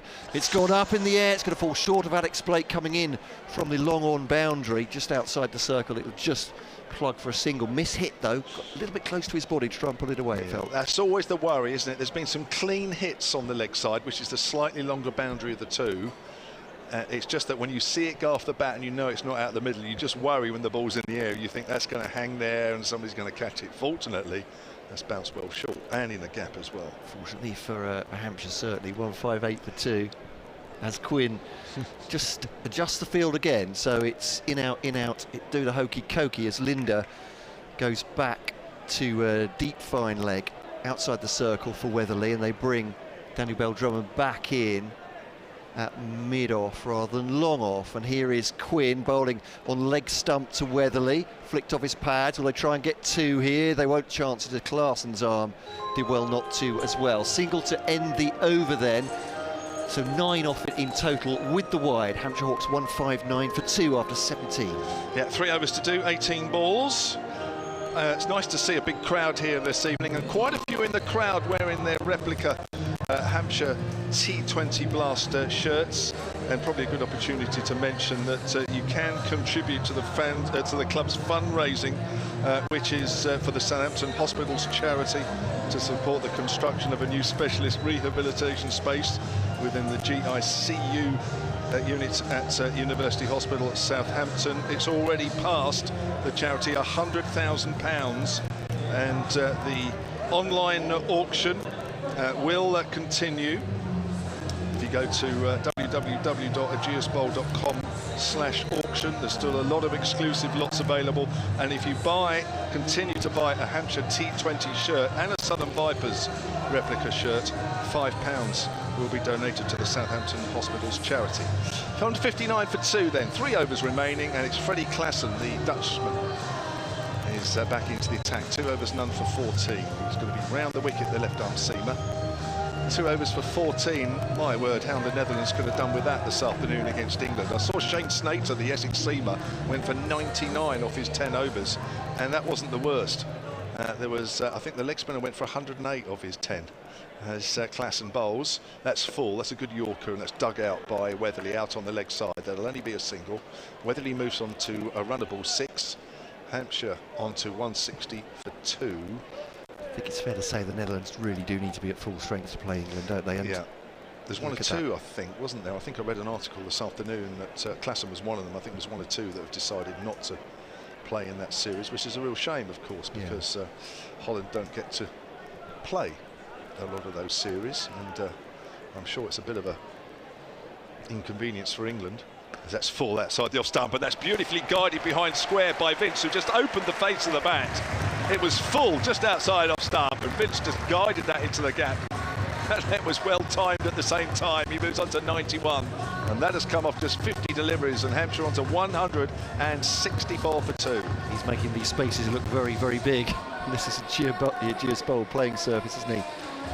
James Vince, expertly done. Here's Klassen again, round the wicket and bowls and slow ball. Vince hoiks that away on the leg side. That will be 6 runs.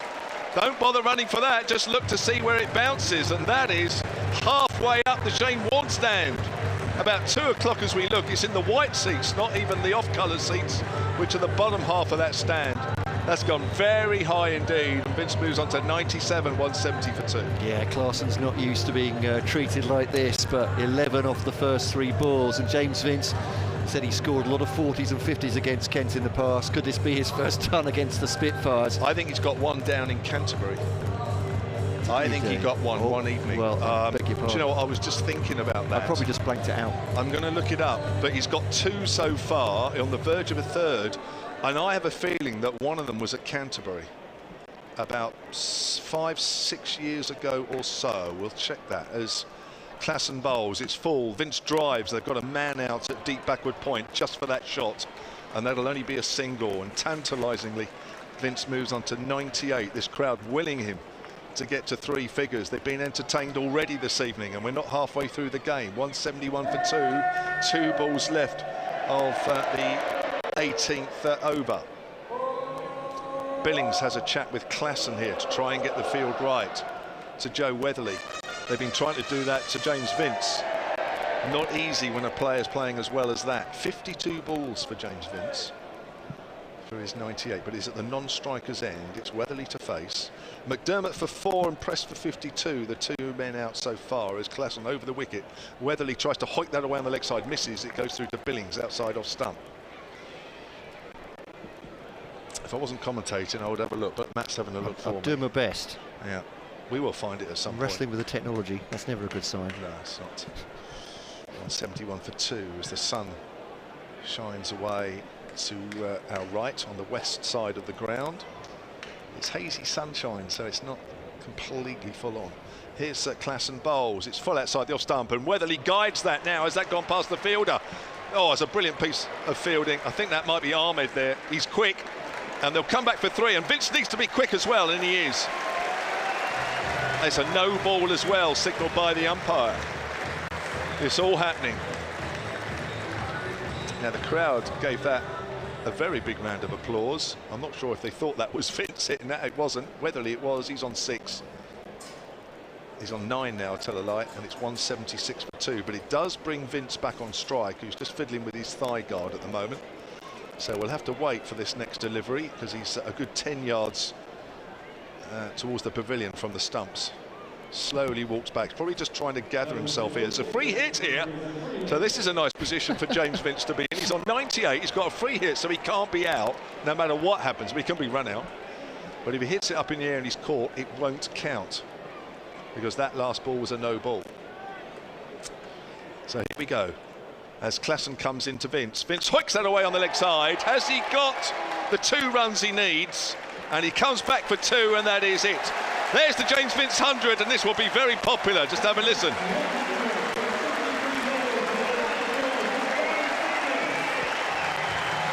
"53 balls, 9 4s and 5 6s. His 3rd T20 100 in his 295th T20 match. What an innings, what a player, what entertainment. Absolutely right. no further in my search, I'm afraid. The Wi-Fi has let me down, but what a fantastic innings it's been. 153 balls, could well be a match winner. Who knows? Kent are going to have to bat very, very well when they reply to this to stay in it. But James Vince with 100, it's the sort of knock, as Joe Denley did against Middlesex the other day, that you just think could be the one that takes them over. It may be that he just hasn't scored a ton. Maybe is that a possibility? No. I'll tell you what. The night I was thinking of was that foggy night at Canterbury. I don't know if you were on commentary, but there was fog at Canterbury. He got 99. There was fog all over the windows. I remember that. He got 99 in that game. It was back in 2015 in June. You found it excellent. So apologies. So it probably is his first 100 against Kent. There we go. I remember that night, very foggy indeed. As Stewart bowls to Weatherly, goes up in the air, over the man at mid-off is it. Daniel Bell Drummond scampering away to try and get it. It plugs over his head there. Did his very best to try and work out where it was going as it swirled up in the air. Went over his shoulder, Bell Drummond flying after it, but just couldn't get in a position to take the catch. And Weatherly gets two there. We're in the 19th over. And could be a big finish here with all these wickets in hand for Hampshire, but they've got the gun out there. James Vince on 100 already. That hits Weatherly in the midriff, I think. He's trying to pull that ball away from Stewart, and they'll actually come through for a leg by. He might have hit thigh pad. I think it actually hit him in the stomach as he went through. But that is a bit of a sanctuary for Kent, that, a single leg by off a ball, because there's been an absolute onslaught from the other end. What it does do, though, for Hampshire is bring James Vince to the striker's end. Fabulous batter now facing Grant Stewart. What can he do? To Vince, it's a little bit short up in the air. Glasson gets underneath it, running catch, and he does go. The Hampshire captain, but what an innings as we establish his first century against Kent. 100 exactly off 54 balls for James Vince. And listen to this applause of the Hampshire Hawks, 181 for 2 in the 19th over. Yeah, terrific stuff. He's only halfway back to the pavilion, so that applause will keep going and will probably get louder and even more enthusiastic as he acknowledges the applause all around the ground here. The Hampshire skipper, who's been in good form in this competition. His last 5 innings, 65, 54 not out, 44, 44, and now 100. And 48-run partnership with Joe Weatherly as well, to 181 for 3. Stewart takes his second wicket. The 19th over. And Ross Whiteley comes out with Kent just, if they can from these last 9 balls, their task is with 2 relatively new batsmen at the crease. Weatherly has just 11 off 10, and Whiteley just coming out is to try and make sure that these are 2 very quiet overs for the Hawks. 181 for 3, every sign they could take this beyond 200. Can't keep it under that psychological barrier. Stewart from the pavilion end then, bounding in to Whiteley, goes to the pull. This could be 4 runs to start, leaning.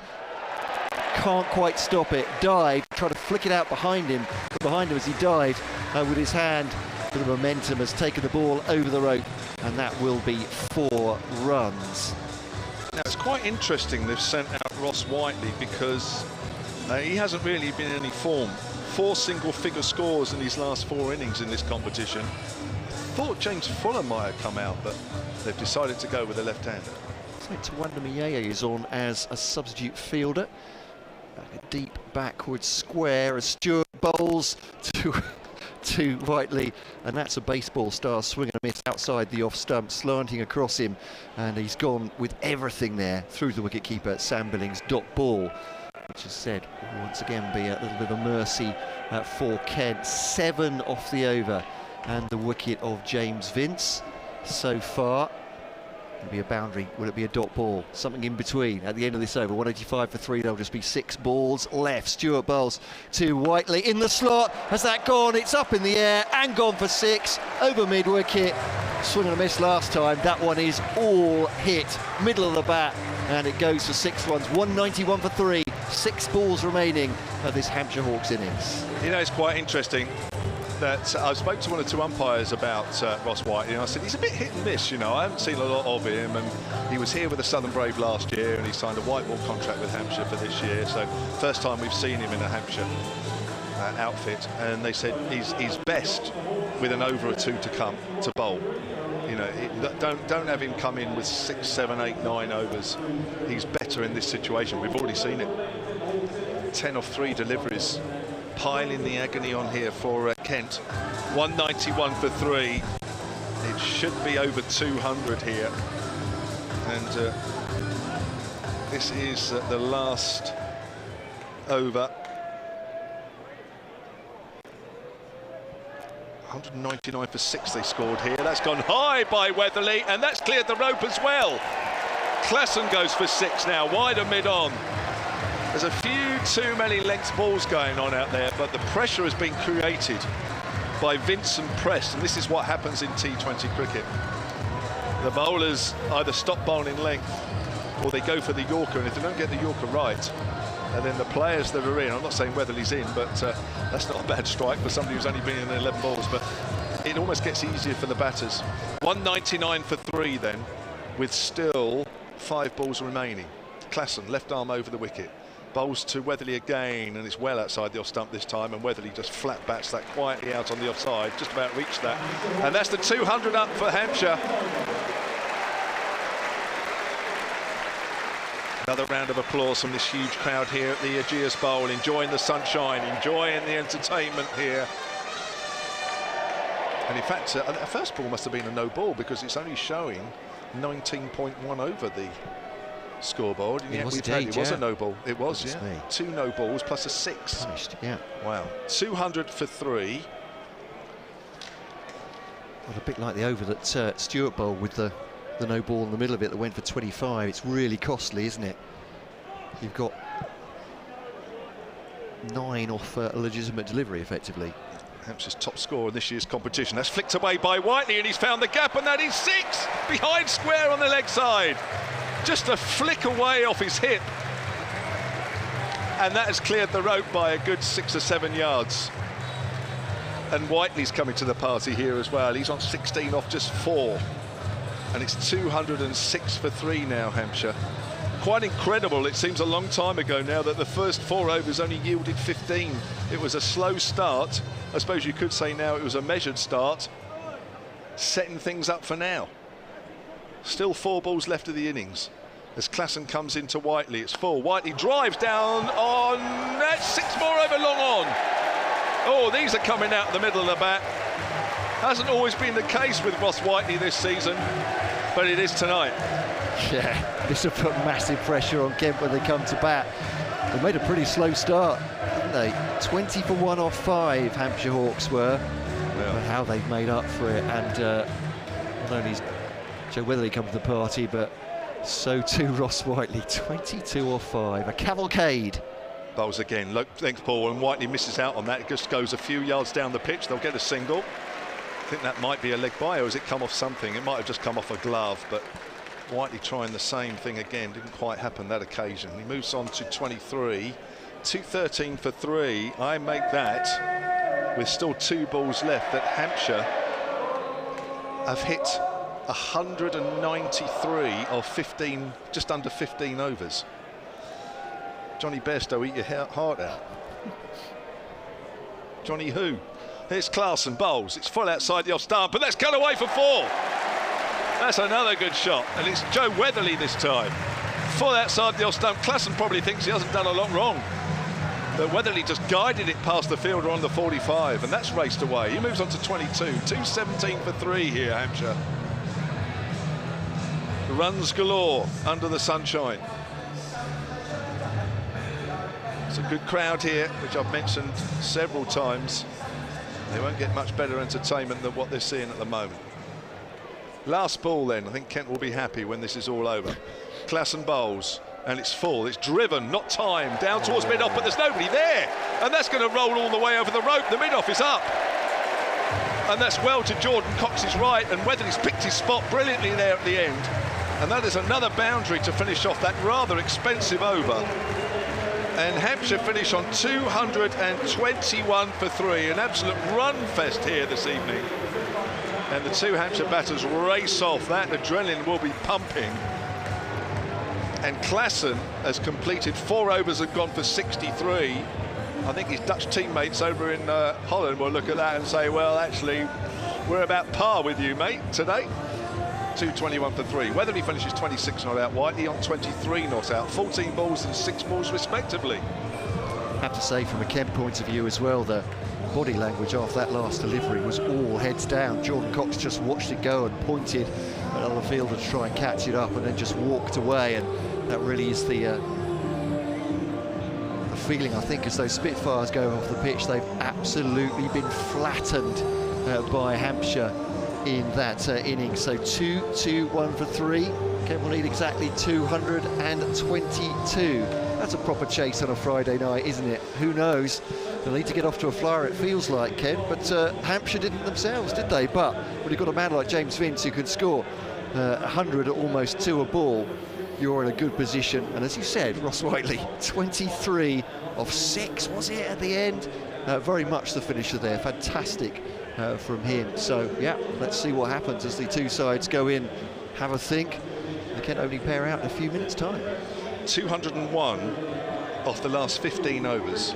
Hampshire scored. James Vince with 100 of 54 deliveries. Tom Press with 52 of 37.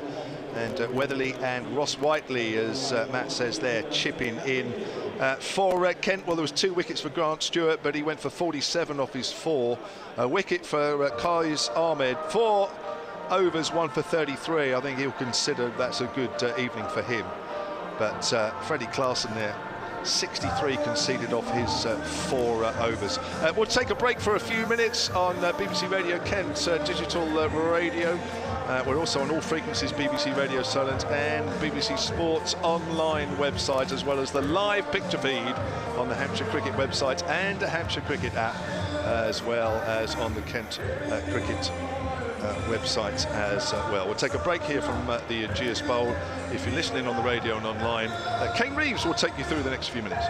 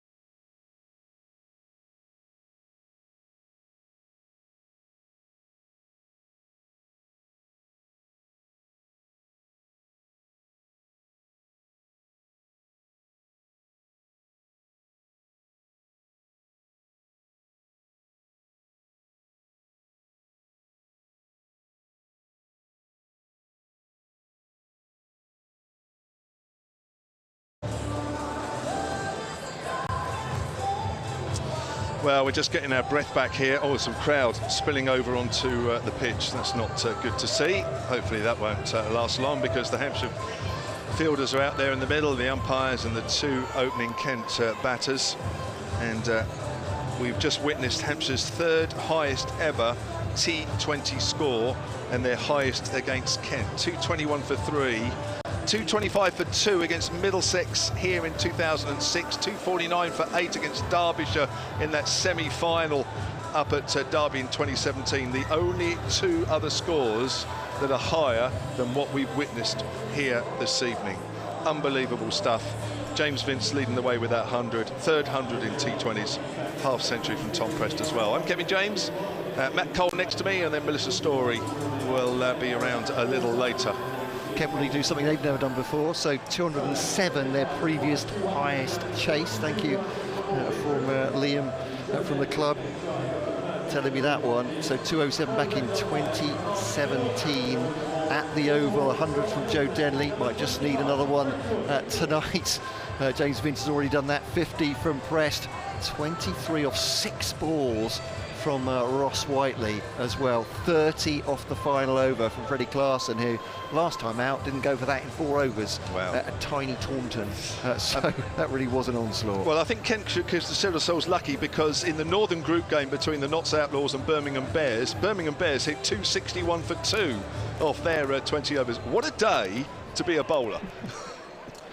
As Chris Wood over the wicket then to start off to Joe Denley, gets himself a little bit wrapped up there, and ball comes off his thigh pad, does it? No, a little bit of bat, says the umpire, into the onside, and a neat side foot from a fielder coming across. There might even been James Vince to try and run him out, but it was all quite casual. 1 for none, then they start. Kent will need 222 to win this. As I said, it would be a record chase for them by some 15 runs to do that. They'll probably need someone to score a ton like James Vince did, I suppose. Someone has to fill their boots. Or Joe Denley did 3 games ago, 110 in the win over Middlesex at Canterbury. True enough. That was a slightly weakened Middlesex attack. What can he do on this pitch? Wood, left arm over the wicket, down the leg side to Daniel Bell-Drummond. That definitely will be a wide.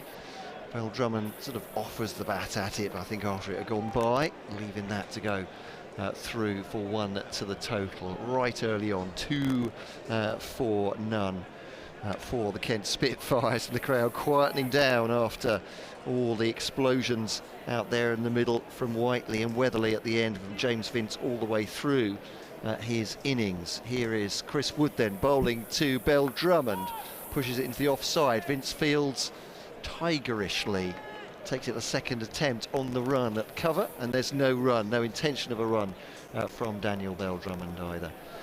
And 2 for none then, 2-2-2 to win it here on BBC Radio Solent, BBC Radio Kent, the live stream with the pictures as well. Welcome wherever you are picking us up tonight. Big crowd here at the Ageas Bowl. To Wood, to Bell-Drummond, gives him no room there. He tries to cut that away. Takes the bottom hand off as he does. It goes to point, and there's no run. Liam Dawson fields. And as you'd expect, those Hampshire Hawks fielders absolutely on their toes. Suddenly this evening's feels very exciting, and adds an extra half a yard, does it, to the fielders, do you think, if you've got an innings like that already under your belt? Very rarely did I ever go into games where you got so many runs where you thought, even if we bowl averagely, we'll win this. I mean, I'm not saying they will, but you'd feel like that. Wood to Bell-Drummond, down the leg side, helps it on its way. He could have left that and it would have been a wide, but his 4 runs just turns on it, thumps it down through. Fine leg. Poor ball from Chris Wood, losing his direction. The boundary fielders, deep backward square and deep square leg for Daniel Bell-Drummond. Does love to play the pull as well. So offering him that with Weatherly inside the circle at mid-wicket. Here is Wood. Playing a miss by Daniel Bell-Drummond there. Again, he's trying to cut that through a vacant third area, or certainly past the man at inside the circle there, but he's missed it through the wicketkeeper. Playing a miss, we didn't see many of those in the Hampshire, that's for sure. It's not been his competition so far, Bell-Drummond, isn't he? He's a better player than what he's shown this year. 53 runs, averaging 7, striking at 106. He's a much better player than that. What a night for him to come good. Well, dropped against Somerset as well on Friday night. That would have hurt him. As Wood bowls to him, got very close to him. He's tried to nurdle that away again. Can't do it. End of the over. 6-4, no wicket off the first, and the Kent Spitfires needing 222 in total. So another 216 they need off 19. I can tell you, of course, I mean, it's a major landmark for Kent. It's there 4 runs ahead after the first, like for like. There's always pluses to be had. There's always pluses to be had. I can't read your writing, Kev. Here we go.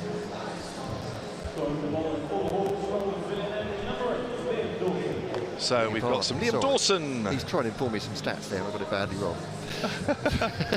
Liam Dawson into the Hampshire attack straight up. So a bit of spin. We didn't see that with Kent. They went with seam first up, and it worked well for the first 4 overs. 5 overs actually, just 20 runs conceded. It was a great start from Kent, but then the Vince Prest partnership started to get going, and they never looked back. So Denley to face Dawson from that pavilion end. Dawson has been conceding runs at just over 6.5 and over, which is pretty good going. That's pushed out to extra cover by Denley, and there is no run, and over his career it's just over 7, so he's been more economical this year so far than his career. Steadies himself, comes round the wicket and bowls to Denley. Denley comes down the wicket and hits that high over extra cover. It's gone very high. It hasn't quite gone. It'll bounce just inside the rope, and that'll be a couple of runs to Joe Denley. He hit it in the right area. We just got right underneath that, and it was Tom Prest running out from the cover 30-yard area back towards the rope. 8 without loss. Denley comes down the wicket again and drives along the ground up to mid-off. That will be just a single this time, fielded by Ross Whiteley up there at the pavilion end. And Kent move on to 9 without loss. They'll need to score from here at 11.5 and over. That is some going, but they have the players to do it. Denley in good form, as we mentioned, 100 not so long ago. There's Jordan Cox as well to come in, 94 in his last game. They'll need to be at their best this evening.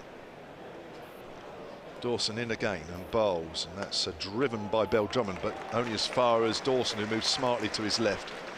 4 balls gone of this second over, and Kent a 9 without loss. The sun in the haze of the evening sky away to our right. Floodlights on, big crowd, lovely atmosphere here. Perfect summer's evening for T20. Down the wicket, and it's slogged up in the air, and underneath that is Toby Albert, and that is a simple catch. Almost too simple, really. It's one of those where you've got too much time to think about it. He's on the 45 there, straight down his throat, and Bell Drummond goes for 4. Kent 9 for 1. Yeah, and his wretched summer in T20 continues. He scored just shy of 500 runs last summer to indicate just how strong a T20 batsman he is, but he's had, as I said, a rotten run. He's been playing well in the 4-day stuff, in contrast to what he did last year, but he's gone there, Daniel Bell Drummond. What you would say about this massive total from Hampshire, it puts the pressure on Kent from the off, and it can be that kind of pressure could just stifle an innings. We've seen it so often where one side gets off to a massive score, 200 plus, and the other perhaps limp to 130, 140. This could happen tonight to Kent if they don't get themselves together pretty early. But as you said, Jordan Cox, Joe Denley have both hit big scores in the last 3 games. 110 for Denley against Middlesex, 94 for Cox against Somerset in winning causes. They need them now. There's plenty of batting in this Kent innings, but they don't want to get too deep too quickly. And Hampshire Hawks already have 1 danger man gone, 9 for 1. Yeah, not too many balls to have a look at, that's for sure. So it's Cox to face Dawson. That's cut. Oh, it's almost caught at backward point. It was in the air, just bounced short of the fielder there. Not quite sure who that is. That is Mason Crane diving to his left there, not far away. 10 for 1 then, Kent. After 2 overs, 4 runs off that Liam Dawson over. It takes him to 10 wickets in the competition, level with Chris Wood.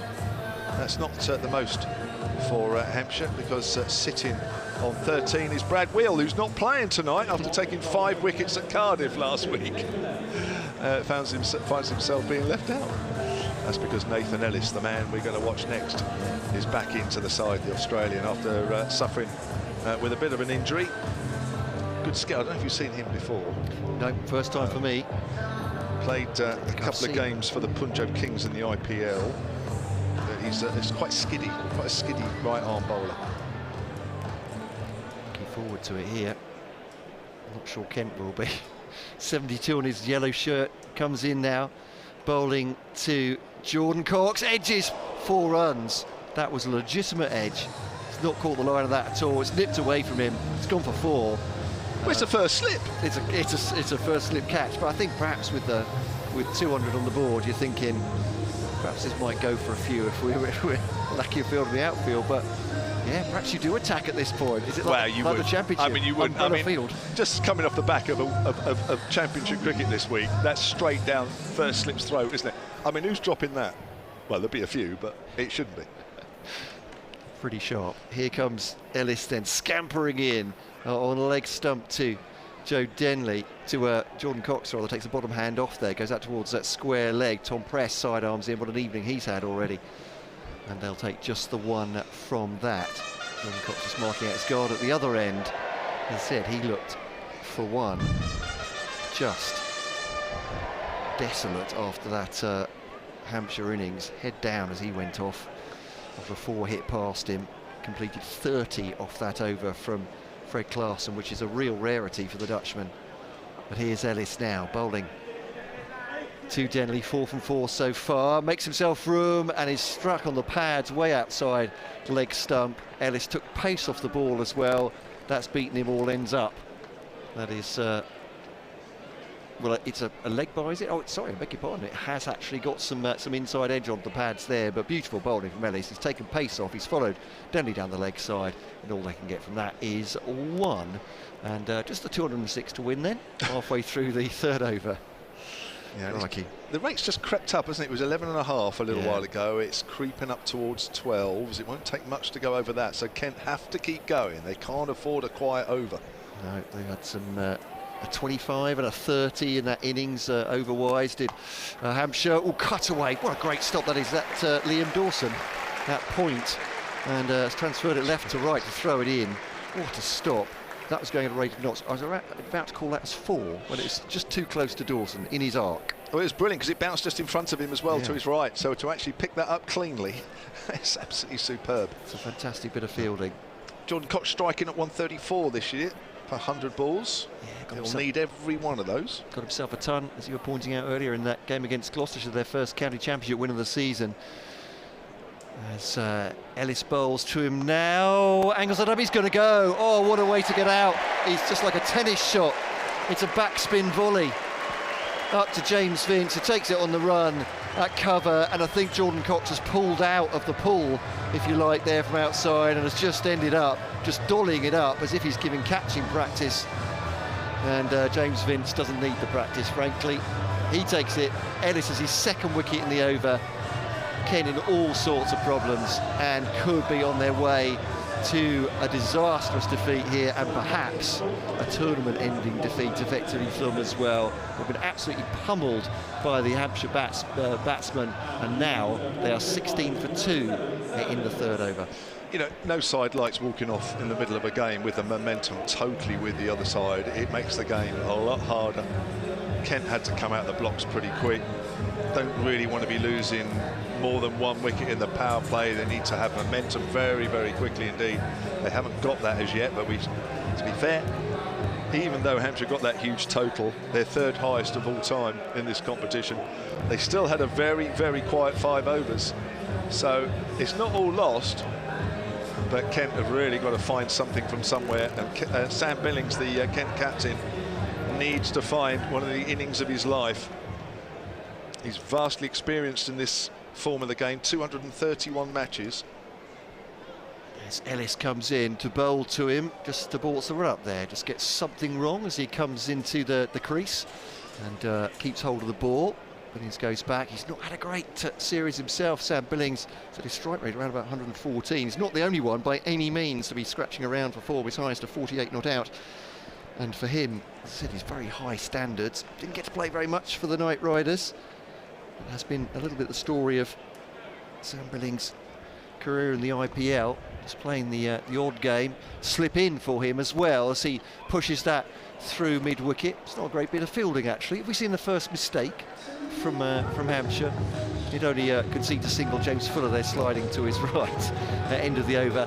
I think they'll probably allow them that. So 17 for 2, Kent off 3. Again, a slow start isn't necessarily something you can't overcome, as Hampshire showed us, but they're 2 down already. They need to find a batsman to score something massive here. Yeah, and already that run rate required from here on in has gone just over 12 and over, and that is a lot over a period of 17 overs. Hampshire did it, which shows it can be done, but Birmingham Bears 260 in their game in the North Group against Notts Outlaws tonight. It can be done, but they tend to be the exception rather than the rule. But the hot weather, of course, does tend to bring out runs, doesn't it? Here's Fuller then from the pavilion end, and he's bowling to Sam Billings. Billings drives up towards mid-on, almost hits Denley as the throw from Dawson goes down to our near end here. McDermott picks it up, and Kent move on to 18 for 2. Ellis's first over, 1 for 7, missed 3 games with a little niggle, the Australian, and he was missed actually in Hampshire's first 4 poor games when the bowlers were going around the field and the batters weren't scoring any runs. He, in a couple of games, Ellis came out with 4 overs, 20 odd runs. That's a full delivery from Fuller, and that's worked out to mid-wicket, fielded by Weatherly, and there's no run. He's a very canny bowler, is Ellis, and it's good to see him back in the side. Makes a huge difference to this Hampshire bowling lineup, even though Brad Wheel picked up 5 wickets. How many bowlers pick up 5 wickets and get dropped in the next game? Well, he wasn't technically dropped the next game because he played in the championship game, and I think off the top of my head picked up 7 wickets for about 90 in that game against Yorkshire, but dropped for the next T20 anyway. Here's Fuller giving himself some room. There is Denley, works that out towards mid-wicket. Round from deep square leg is Ellis, and that will be 2 runs for Billings, sorry, to Denley, and that takes him on to 9. Now we know Joe Denley is a very, very dangerous player. He needs to be his most dangerous this evening to give Kent a chance. Actually, he's on 7, I tell a lie, it's 20 for 2. You have to say his knock and Jordan Cox's knocks were outliers in this series for Kent rather than the norm. Here's Fuller again to Denley. Denley drives, Fuller gets hit really rather than, well, he did stop it, but it sort of hit him. Lovely straight drive from Denley. He'll be disappointed he didn't get any runs for that. Yeah, absolutely. Fuller stopping it with something, a knee, a thigh, a calf, something like that, but got some barrier in the way. Kent struggling for runs here in the 4th. 20 for 2. Well, as we know, I keep saying Hampshire did start slowly, but that you're going to do the same thing. That relies on you scoring an over with 25 in it, and over with 30 in it, plenty with 10, 12, 15 in them. Fuller right arm over, and that's worked out through mid-wicket. Runs here, Joe Weatherly runs after it, but Nathan Ellis will come round from deep square leg to mop up, and they'll pick up 2 more here, Kent. 2 more to Denley. That takes him on to 11, I think that is. Well, the scoreboard showing 9. Perhaps I'm too far ahead of the scoreboard. 22 for 2. Last ball of the 4th over. Now, James Fuller has been a bit of a revelation this year in both the T20 and in the Championship. His economy rate of 7.7 this year is under his career of 8.8, so he's having a good time in this competition. Here he comes in again and bowls, and that's driven black to the bowler, not timed by Denley, and there's no run. So Denley's 9 off 11, 9 off 10, I tell a lie. Billings is 2 off 2. The 2 Kent men out are Daniel Bell Drummond and Jordan Cox. They are 22 for 2 after 4. Yeah, and the 2 batsmen, both of them hugely experienced, have played T20 cricket around the world. Joe Denley and Sam Billings. Penny for their thoughts at this point. Just have to keep going, have to find something extraordinary to have any chance here. As we said before, Kent have in the dugout, they've got Jack Leaning, they've got Alex Blake, they've got George Linder, who's smashing boundaries for fun and smashing 6s for fun in this this series, but someone's going to need to be play a very big innings for them here. It's just guided by Billings away outside the off stump to third man, but goes straight at the fielder. And there's just the one run, easy enough. James Vince asking Chris Wood, who is bowling the left arm over the wicket, what he'd like. Thought he was going to come around the wicket for a second, but no. Somebody's just doing some gardening at the non-striker's end. Second ball of this 5th over then. Kent 23 for 2, makes himself room. Denley tries a low pull up to mid-on, and that's where it ends up, and that's where it's thrown back in from. It's a dot ball, just not breaching the field at the moment. They have to do what Hampshire did, start picking up from now and start picking up big overs if they're going to get anywhere near this, or else I'm sure the crowd will enjoy it anyway, but it might not be quite the simmering grandstand finish that some fans would like. Goes big on this one. Denley, has he got all of it? He has. That's 6 over mid-wicket. That was in the slot for Joe Denley. Perhaps just a little bit back of the length with some bounce as well. And 29 for 2. And I think one of Melissa's friends has just worn that one. Is that right? Or was it a catch? No, not all dear. In the beer, 29 for 2. 12th maximum of the evening. Has it hit you on your friends? Oh dear. You better go over there and console them. This is Wood to Denley, pushed into the offside, but dot ball again. Good news for Hampshire after that 6. Is Melissa saying that she wouldn't have felt a thing? I think they're out on an evening tonight. She would have caught it, Mel. They've already been anaesthetised, maybe.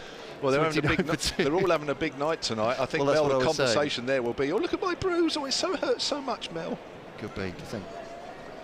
I don't think for a moment. 25 on his back. Wood steams in, left arm over the wicket to Denley, a little bit wide, and he tries to drive that one, but it's good bowling from Wood, full outside the off stump, and he can only get a single run up to mid-off, and that's 34-2. So A6 off the over from a Kent point of view to make this interesting for the neutral, if there are any listening tonight or watching. Boundary here would be very handy for Kent, but Hampshire all sorts of on top, coming towards the end of the 5th. 30 for 2. This one ball's come from Chris Wood to Billings, flicks it off his legs. It won't go for 4 out towards square leg. Tom Prestfields, and they come through for 1. 31 for 2 off 5 overs.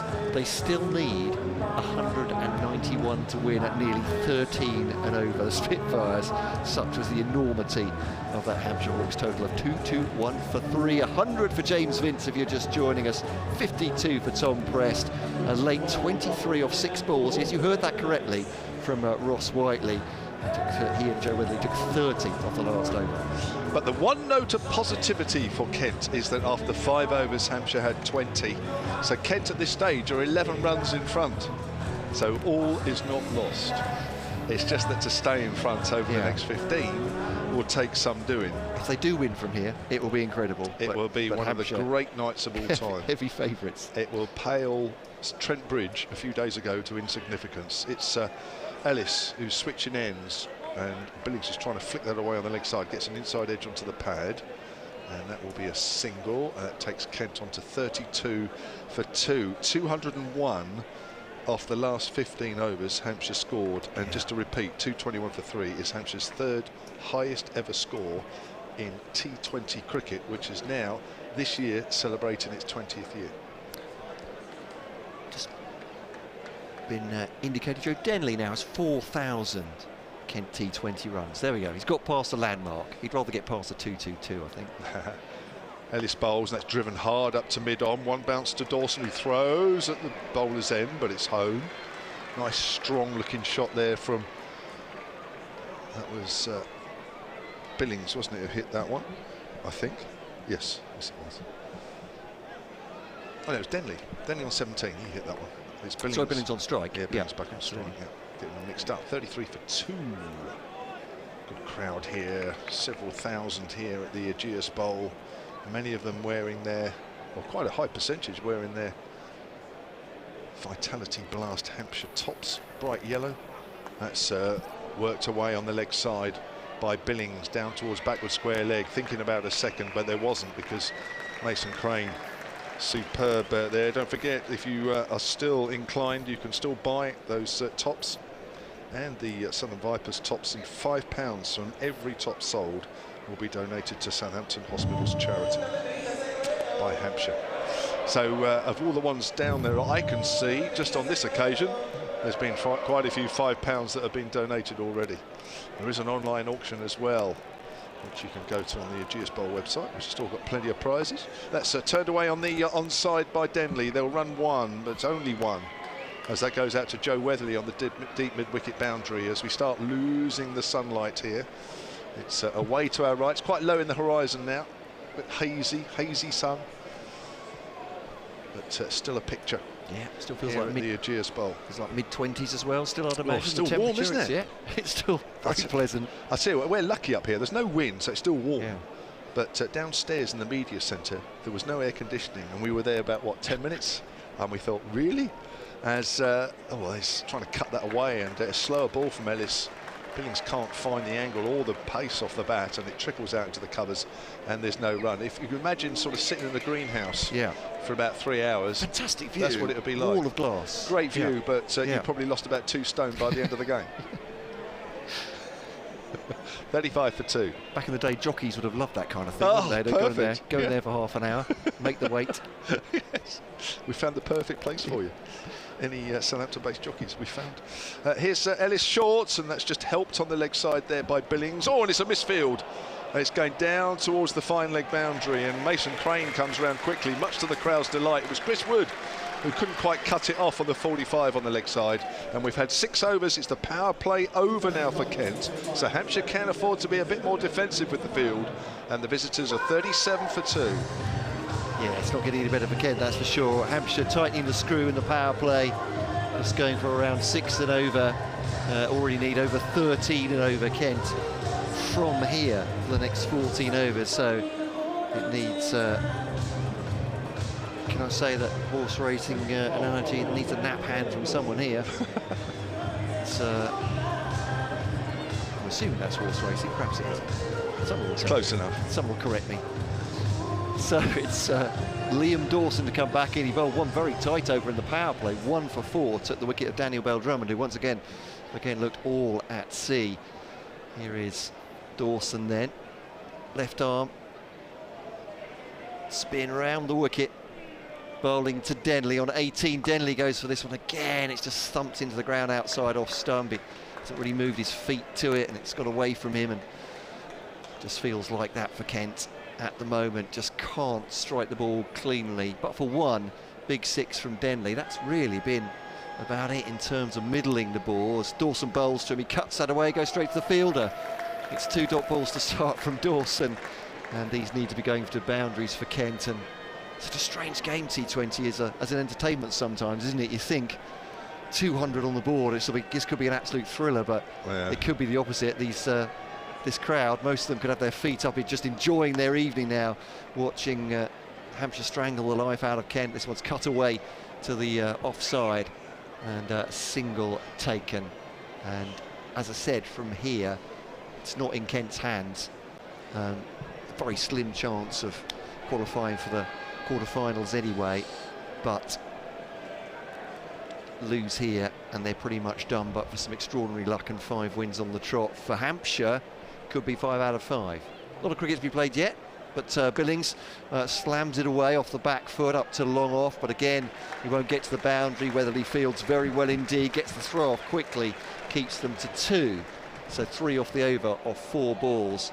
But in any T20 match, 3 off the first 4 is pretty good. It is, yeah. Now they've got to run everything out in the outfield. If it goes to a fielder's left hand and he's a right-handed thrower, they've kind of got a chance they're on. They did that there, but it was always a good 2, but they're going to have to do that loads this evening. Yeah, to go. Slog sweep from Billings. He likes to reach outside the off stump, does he? But it's along the ground again to the fielder at a deep square leg. Is Tom Press still out there? It is indeed him. 41 for 2, 52 for him. Single-handedly has got more than Kent has scored so far. 37 balls that came off number 3. That run rate's going up all the time. It's nearly 14 now. Yes, Dawson bowls to Denley. Will this be caught? Just over the rope for 6. Very close indeed. Fielder gets his fingertips to it there, but can only, well, I won't say help it over the boundary. It goes over the boundary. Very, very close. Fine margins, of course, in T20, but Denley does get that 6, 25 off 20 for him. It's he that won Hope Kent has got here. Billings 11 off 10, very much the story of his T20 blast this summer.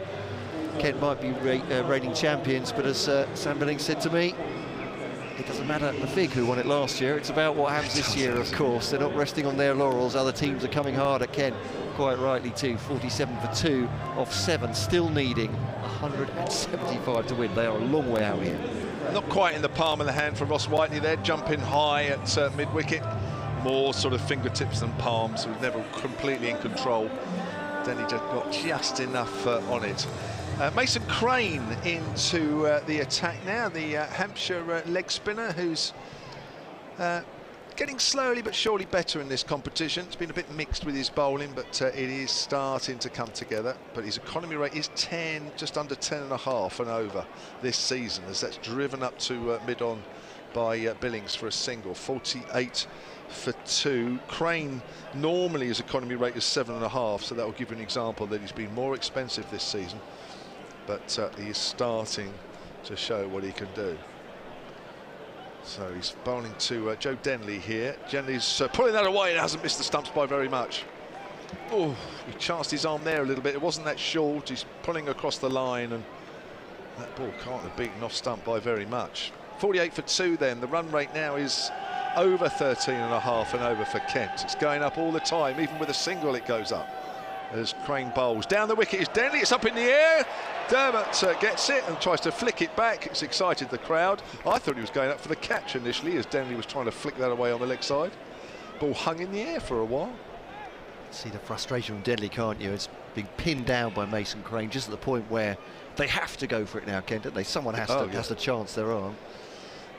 Denley striking at 113 per 100. That needs to go up. This comes down the wicket again, and that drives up to mid-off. Now, are they going to take 2? Because it's gone to the left hand. That's good running. As I said earlier, they've got to do that all the time now. Tom Preston is up there at mid-off. He did well, but it's to his left-hand side. He's a right-handed thrower. So the Kent batters, they're experienced enough out there. They'll know that. They'll have picked everybody out in the field, who throws right, who throws left. And if it goes to their other side, they'll be scampering through for 2. Crane bowls again. That's cut away by Denley, but only as far as Dawson, who throws it hard at Crane. Crane did well to stop that. Oh, well, that was a bullet throw from Dawson at point. 50 for 2 the score. It was a dot ball after all that. Even the fielders right on the boundary behind Crane were running round, expecting that to come through to them. Crane bowls again from that pavilion end. That's cut away, but again it's straight to Dawson. Denley looks really disappointed that he didn't pick out the gap once more. That's 8 overs gone here, so 12 to do for Kent. They are 50 for 2. They still need another 172. Yeah, look at Hampshire, actually. They weren't much further forward than that, 54 for 1 at that point, but as I said, that relies on Kent having big overs here.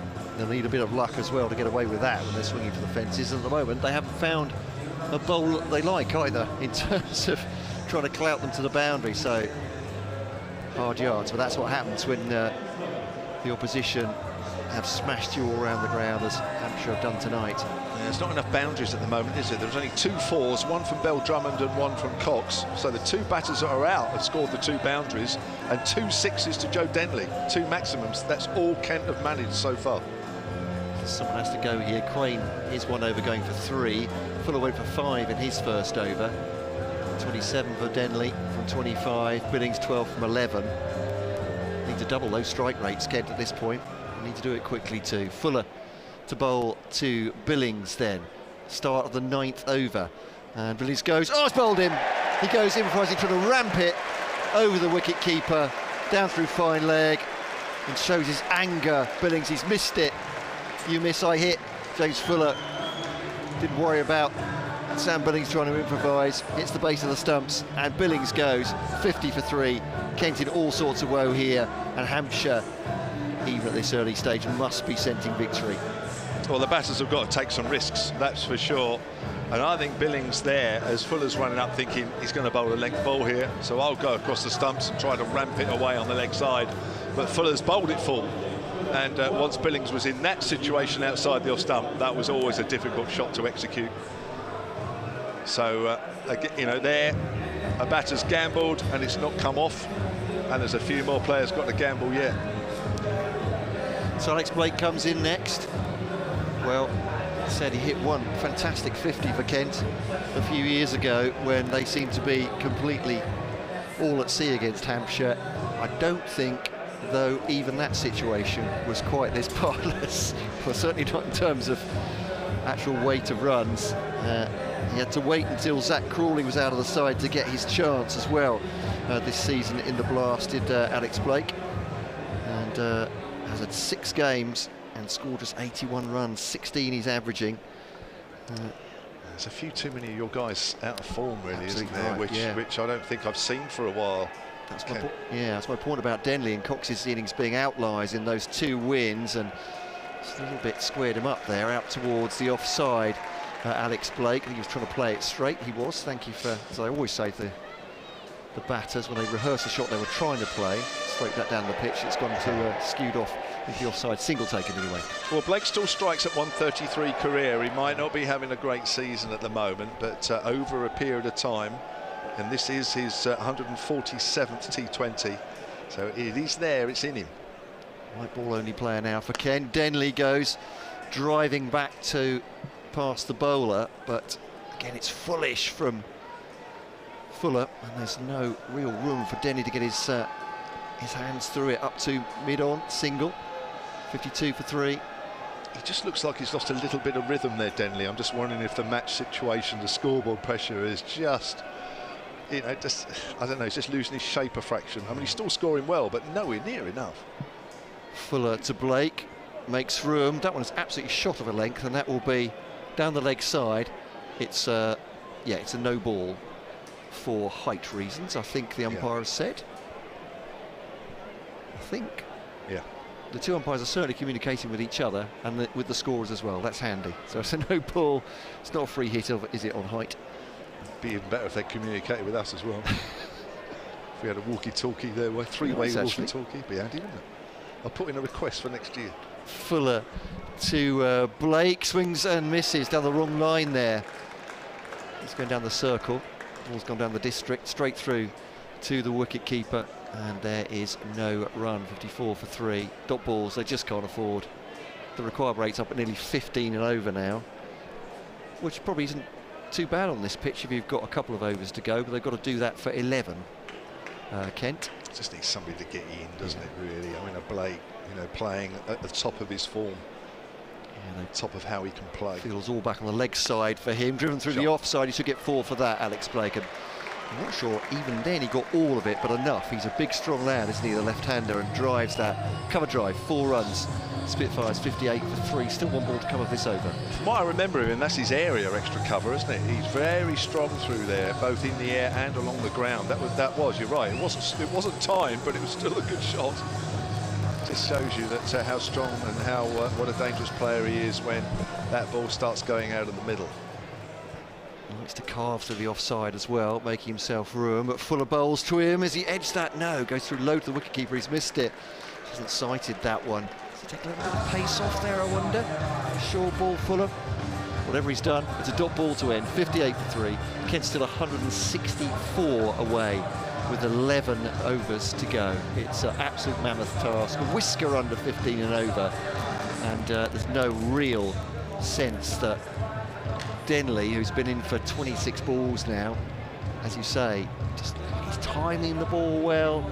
Perhaps he's over anxious, perhaps he's trying to force it too much, but Blake has come in, swung and missed at a couple, and hit a 4 in his 5 so far. Well, he's still a good player, Joe Denley. He might be 36 years of age now, but he's got a lot of experience behind him. Here's Mason Crane, comes down the wicket and hits that down the ground. That'll be 4 runs up towards the pavilion.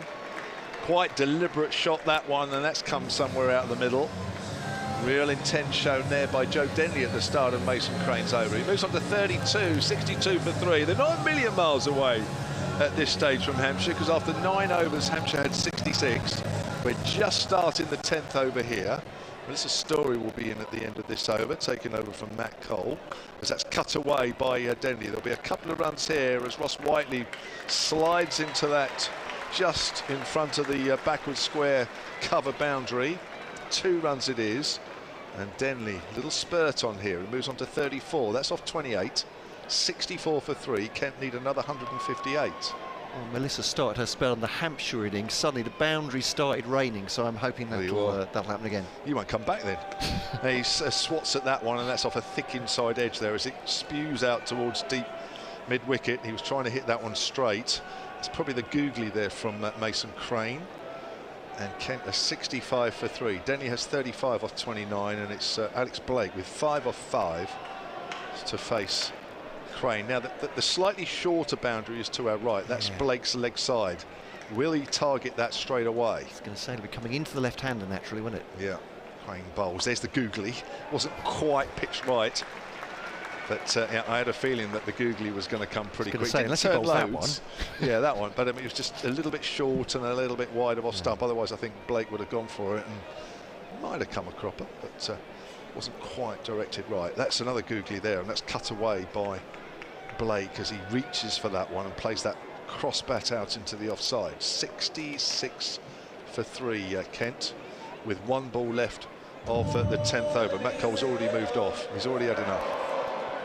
But who knows, when he comes back in 5 overs time, it could be a completely different picture, and Kent could have some real momentum. But it needs to come soon. It's over 15 and over needed. That's pulled away, and oh, it's very nearly bowled.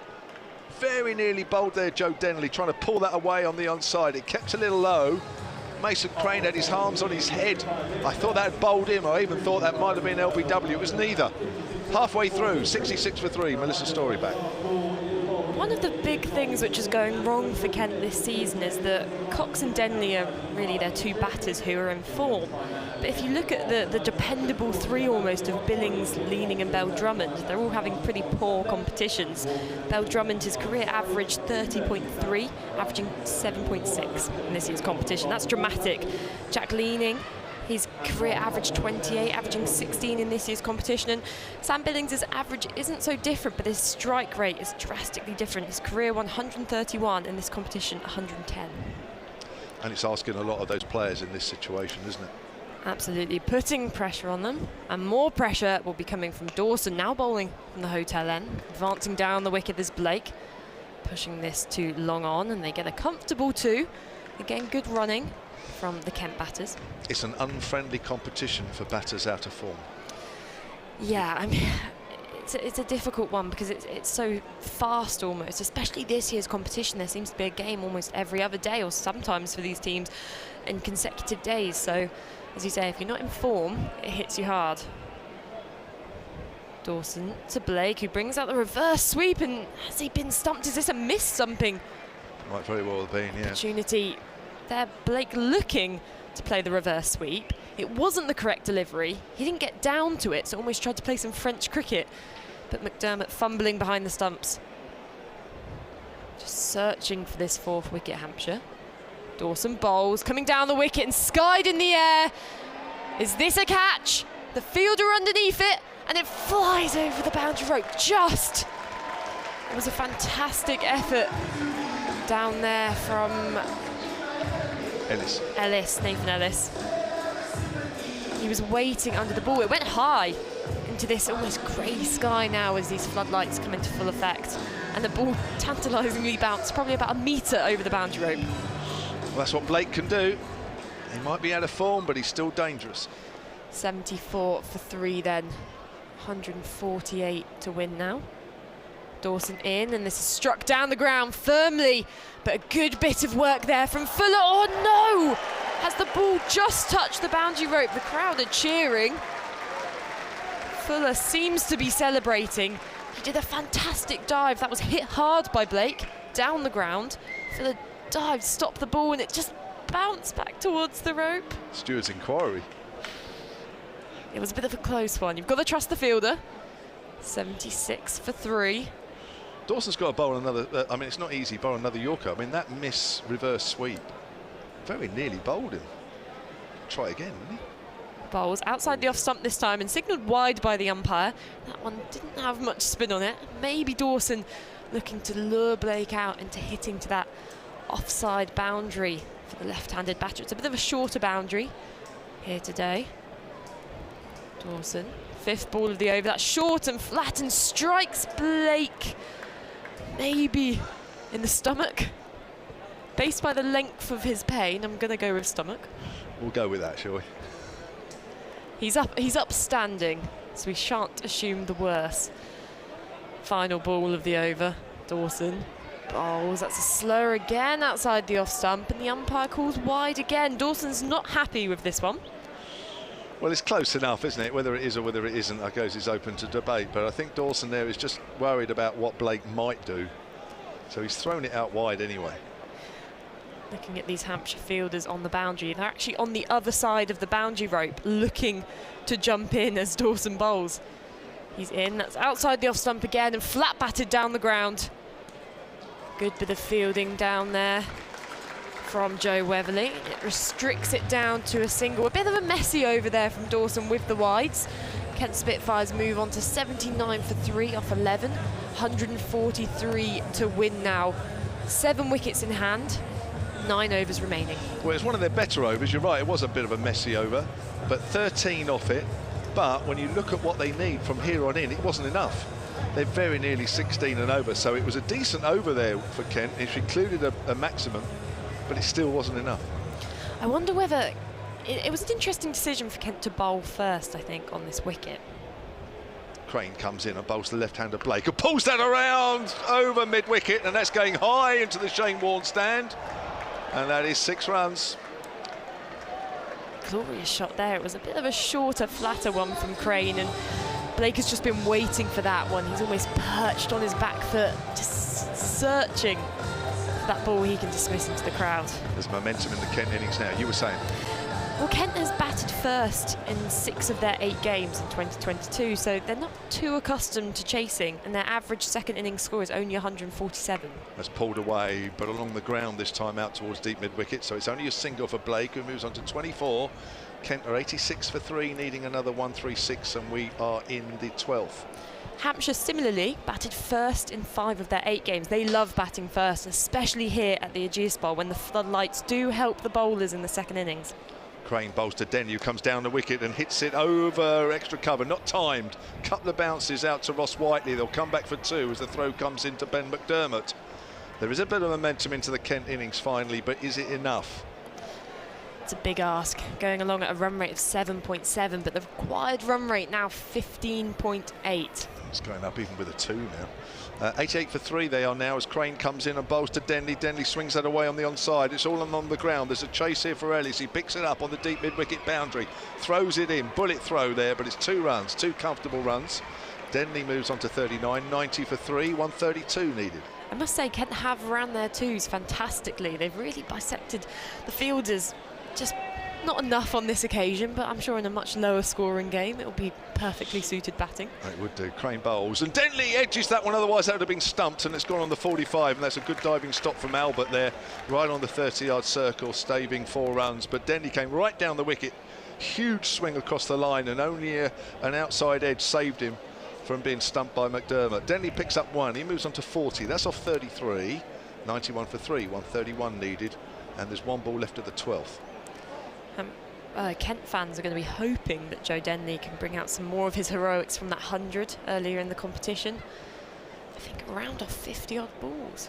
Yeah, 110 in that 55-run win over Middlesex at Canterbury. Here's Crane, and that's flat batted hard up towards deep mid-on. There should only be a single here. It's picked up cleanly, but going to take the throw on, and that's good running again, as Melissa says. Good running from the Kent pair. Lots of 2s for them out there. I'm sure they'll be out of puff if they're together for a while. And that's quite a big over again, so the runs are starting to come for Kent. 91 for 3, and off that over there were 12. I mean, if they can run a 2 or make a force a 2 in some sense of every ball, assuming there'll be a boundary interlaced into there somewhere, then as you say, they will be edging towards that 12 runs and over rate. It's just going to be a tough ask. They knew it would be a tough ask, though, ever since Hampshire poised that total. Over 16 and over now, so 2 a ball's not enough. The rate's still going to go up. And Hampshire have plenty of bowling options. Not only do they have the 2 frontline spinners, but they could also call on Tom Prest's spin, which has come in really handy in this competition. And then, of course, their 3 seamers, who later on in these stages, we mentioned the floodlights. It makes the bowlers a bit more skiddy, and they're going to mix it up with slower balls and change of paces. Fuller in, and this is slogged down the ground by Denley. fielder there at mid-on field, and they go for 2 again. This one's a bit of a tighter run, but they get through comfortably in the end. They're going for 2s every time it's hit out in the outfield now, aren't they? It's a good running, and I mean, it is possible. We know that it's a bigger outfield here at the Ageas Bowl. The boundary's brought in slightly to our left as we're playing on not a slightly off-centre wicket, but there is certainly gaps for the Kent batters to aim at. And Joe Denley is just going to keep looking to rotate the strike. Fuller bowls, and this is slapped away on the offside. Cover fielder fields it straight to him, and this time they can only take a single. It's gone too quick, isn't it? Straight to Ellis, too quick. Spitfires move on to 96 for 3 to win 126 now. Well, they've got some momentum now, which is good. These two have put on 46, and they've been together since the 9th, so that's come off 3 overs.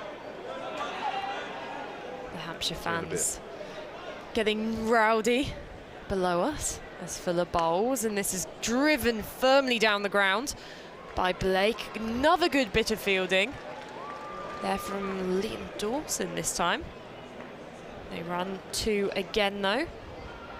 Good stuff from these two. They're hitting the ball hard. It must be frustrating for them out there in the middle, because as we say, they're timing it, but just straight to field was almost similar to the start of Hampshire's innings.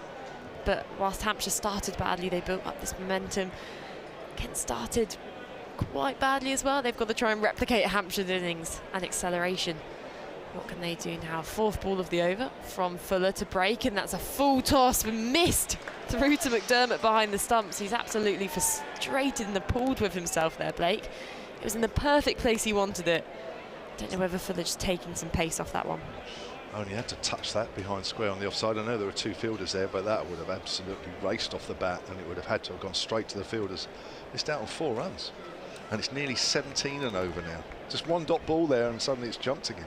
You're going to be our little update in the corner. Every time it jumps up, we'll have a little party when it hits 20. Fuller bowls, and that's a Yorker through to the keeper. How did that miss the stumps? I've no idea how that's missed. Gosh, that's a fag paper width, I think. McDermott there has turned his back and looking forward. I think he's in disbelief as well. Fuller yet again nailing his Yorkers, and really his white ball bowling absolutely coming along in leaps and bounds in these last few years, to the extent where he's acting as a 3rd seamer for Hampshire in this format. Fantastic to have such a versatile player in the Hampshire team, as that's a shorter ball through to the keeper again, and a fantastic end to that over. 5 runs off the first 3 balls, followed up by 3 dot balls. Kent Spitfires at 98 for 3 now. 124 runs needed off 42 balls. They have 7 wickets in hand still, but it seems like this will be a pretty impossible target for them to reach. 48 they've put on. It needs to be a lot more than that. 124 needed, and that rate now over 17.5 and over for the last 7 overs. But these two have shown willingness to try and put bat to ball. Sometimes it's worked, sometimes it hasn't. Now I've got a special request from my friends who have come up with a theory in the crowd here at the Ageas Bowl, that there's 2 types of bowling in this cricketing world: buffet bowling and set menu bowling. Crane bowls, hit down the ground in the air, and that is 6. Lovely shot by Joe Denley. That's cleared the rope comfortably up towards the pavilion. That was dead straight from Denley. He just advanced down the pitch, a full swing down the line. If anyone's looking at practicing hitting down the ground, any young players watching along, that is the textbook shot. 100 up there for Kent at the start of the 14th. That's also the 50 partnership between Blake and Denley, and that's come off 31 balls. So momentum starting to go with Kent. They need to keep it up, and they need to increase it some still. Here's Crane again then, bowls. And Denley swings that in the air up towards mid-off. Is it going to carry? Good catch! Top catch! Oh, and Tom Prest enjoyed that one. Throws the ball high up into the night sky, and the crowd behind him applaud. They applaud all round the ground. Super catch from the teenager. Denley goes for 49. It's 104 for 4 now. And you would be happy to say that maybe that is the game gone. Hampshire were in a comfortable position, but Joe Denley, the massive wicket for them, he was the batter capable of potentially taking this game away from Hampshire, but he falls 49 of 36 balls, as you mentioned. And that it was well set up by Mason Crane. I think he was not deterred from looping it up again, but giving it some air. From the times previously he'd been hit for 6, but actually just persevered with that line and length. He knew Joe Denley had to come at the end, charge at him. He has to attack. He had no other choice, and that was fantastic. Yeah, he's been hitting the ball a lot in the air, Joe Denley, but he's having to, as is Blake. Now Jack Leaning is the new batter for Kent. He strikes at 131, so that's still pretty decent. Still gives Kent some hope. He's striking this year at 114, so he's down some. But again, you know, a lot of these players have played a lot of T20 cricket. Leaning, those played, well, this is his 86th, which is a fair number. And he's in the middle now to face Mason Crane. Crane bowls, that's short, and that's pulled around, helped around the corner by Leaning. They should run 2, they only get 1. So already we're seeing, I think Denley and Blake would have tried for 2 there. Down towards Weatherly, 105 for 4. Yeah, they almost had an understanding in their partnership out there in the middle that they had to push everything for 2, and it's going to take a while for these two to communicate that and work it out. Crane's in his last over here. Blake swings away, he's wrapped on the pad. That looks very close indeed. Not out, says the umpire. Trying to swing that away on towards the deep mid-wicket boundary, which he's had some success. From the reaction from Blake, maybe an inside edge there. He straight away stood up and shook his head at the umpire, and you know that's never a good sign. Blake is 28 of 21. Here's Crane again, bowls. It's on the line of leg stump, and that's hit high, and that'll be a maximum again, over deep square leg. And that bounces into about the 8th tier, and it's taken on the bounce, so that doesn't count. A couple of the crowd standing at the top are celebrating, but it's bounced before it's been taken. That doesn't count, surely. It might have just flicked off the seat, actually. You always fear when the ball goes that much bit further onto the concourse, especially after that moment in the Nottingham-Trent Bridge Test match where the ball landed in the ladies' pints. Did you see that clip? I did. Fantastic sits from Daryl Mitchell. Didn't Notts buy, and the England players buy another pint or The something? New Zealand player, Trent Bolt, I think, was the yeah. one who brought her a pint in the end. They're lovely team. Last ball of Crane's spell, and Blake goes big again, and that is big. Over mid-wicket this time. And Blake has got the measure of Crane. Fortunately, Crane can't bowl any more overs, but Blake has started to strike it very well indeed now, and he's quickly onto 40, striking at 173. That's what Kent need. 117 for 4, 6 left, 105 needed. Went for a few in the end there, Mason Crane, but he did get the key wicket of Joe Denley, so I think he'll be happy with that. That just all the pressure and weight now is shifted onto getting this wicket of Blake. It's the next challenge Hampshire have to go to. It's going to be interesting who they throw the ball to. It will be Liam Dawson. He has 1 over left so far, bowled 3 overs for 18 and taken 1 wicket so far, so he's been pick of the Hampshire bowlers. Crane expensive in the end, wasn't it? 1 for 44 from 4. His first couple of overs were fairly quiet. Blake got on top of it. It will be Dawson bowling to the right-handed Leaning. He's in, and that's flat outside the off-stump. Cut away, but straight to backwards point, and the non-striking batter has to runch back to the crease there. Blake had advanced almost halfway down the pitch. He's eager to get back on strike, but he got sent back by Leaning. It would have been a suicidal run. If I was Blake, I'd want to be on strike at the moment. You don't blame him, do you? Dawson in, coming down the track and driving gloriously by Leaning. He's found the gap in the field, and that's 4 runs. Kent really building this momentum now. That was a good ball from Dawson, but he used his feet well and just created that boundary opportunity. 121 for 4. Yeah, that's a proper shot, that, from Jack Leaning, isn't it? Lovely extra cover drive, pace down the wicket as well. Lovely. Dawson just waits at the top of his mark. Past the stumps. A lofted delivery, which is driven this time, but not timed as well. And the fielder at long off runs round and gets the ball back into the keeper. It's a wayward throw, and they get through for 2 runs. Kent have got it below 100 now. They do. 99 needed. And suddenly anything can happen. They do only have 33 balls remaining. but you can never say never in T20 cricket. As Dawson in, that's straighter and pushed into the offside. They're looking for 2 again, and there's a misfield in the deep. So they get through comfortably in the end, 125 for 4. You just get the feeling that Kent should have started like this. It's a very slow start, isn't it? Dawson waits at the top of his mark again, bowling, and takes some pace off that ball. It's driven gently to extra cover, who runs round, and just the single taken. 96 needed off 31 balls. See, I was going to go into my theory, or the theory that SULCC girls presented about these 2 types of bowling. Yes, of course, yes. The buffet bowling, yes, which is basically what perhaps the Kent bowling was in the second half of the Hampshire batting innings, which was tuck in, help yourself, the buffet's open.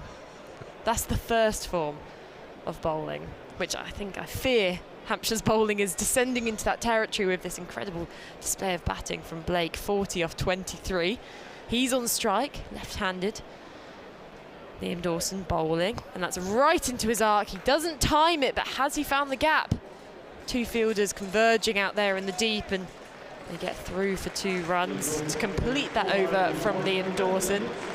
It's gone for 11 runs. And the Kent Spitfires, 128 for 4. They need 94 runs to win, and 5 overs remaining. So you go into the other one, Melissa, in a moment. Hang on, because I'm going to switch you over, because Melissa is going to take you through the last 5 overs alongside Matt Cole from BBC Radio Kent, with Kent leading 94. So another word from Matt Cole, and then Melissa will tell you what that other half of the bowling is. Yeah, near 20 and over now, 18.8 required for Kent. Alex Blake at least has been hitting the ball cleanly. Kent fans might be enjoying that, but they are a long way out. Still 94 needed off the last 5. It ain't going to happen, and if it does, we'll all remember where we were and probably mark the date in our diary as well. But here comes Fuller bowling to leaning, leans back on that one. Oh, it's gone over the head of the man at cover. I thought he was setting himself. It was actually higher than I thought. Tom Prest. Maybe just got fingertips to it. Gone through for 4 anyway.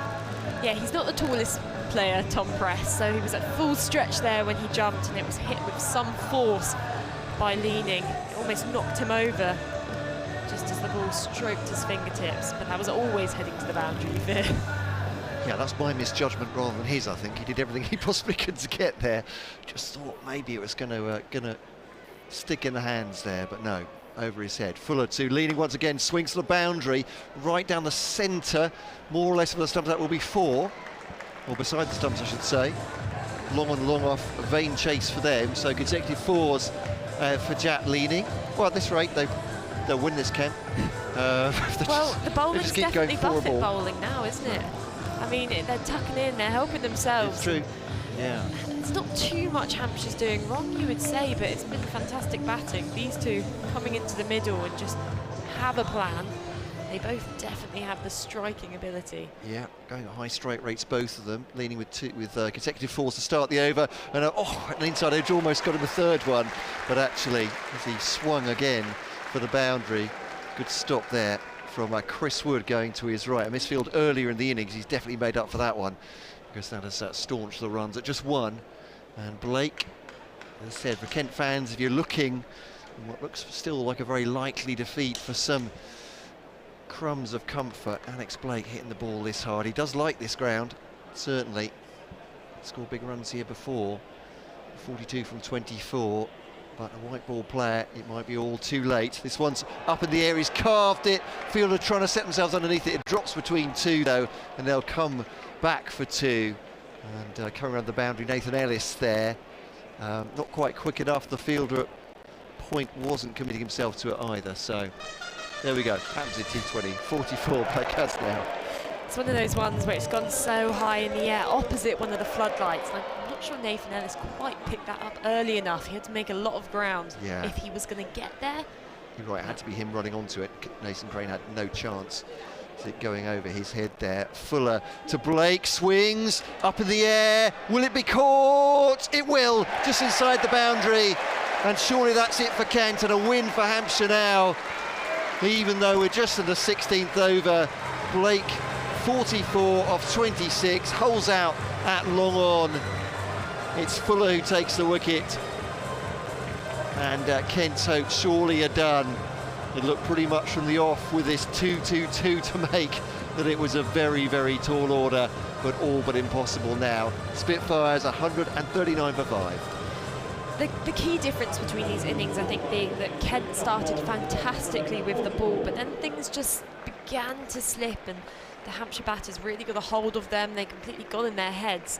But here, similarly, Kent didn't start too well, but they just haven't found that opening to be able to play a few shots. Yes, Blake has played a fantastic innings, but he hasn't had the support around him who are hitting at the same strike rate as him. He finished with a strike rate of almost 170, not 70, that would be a bit rubbish.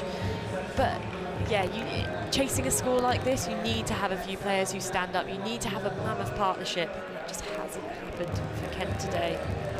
Well, George Linder is more than capable, coming in as a finisher, of hitting big shots. 9 sixes for him already in the tournament, coming in at number 7 customarily. He hits the ball tremendously hard, but they need 20 and over from here, Kent. Fuller will do everything in his power to stop them. Cut away. Well, I called that a cut. It's gone for 4 anyway. I think, look, toe end of the bat, a little bit outside of the bat. Let's give the benefit of the doubt to the batsman just once. That's 4 runs. Fuller won't be pleased with that. 2 for 33 though he finishes with, and 2 very important wickets for James Fuller. Billings before he got going, Blake when he had got going. Blake going for 44. As I said, Fuller 2 for 33. Spitfires 143 for 5. 4 overs to go. 79 to win. Need, well, roughly 20 and over. And it's getting that point in the night for Hampshire fans where the bars have been open for a long time, and the classics are beginning to play, and just listen. It's a fantastic atmosphere here today at the Ageas Bowl, the best crowd so far, and they've been treated to a fantastic Hampshire performance so far.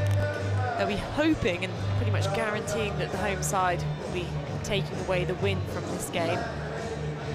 But who's to tell? We still have, as you say, Linder and Leaning at the crease. You know what I think is missing for Kent? It's Steve-O, I'm telling you.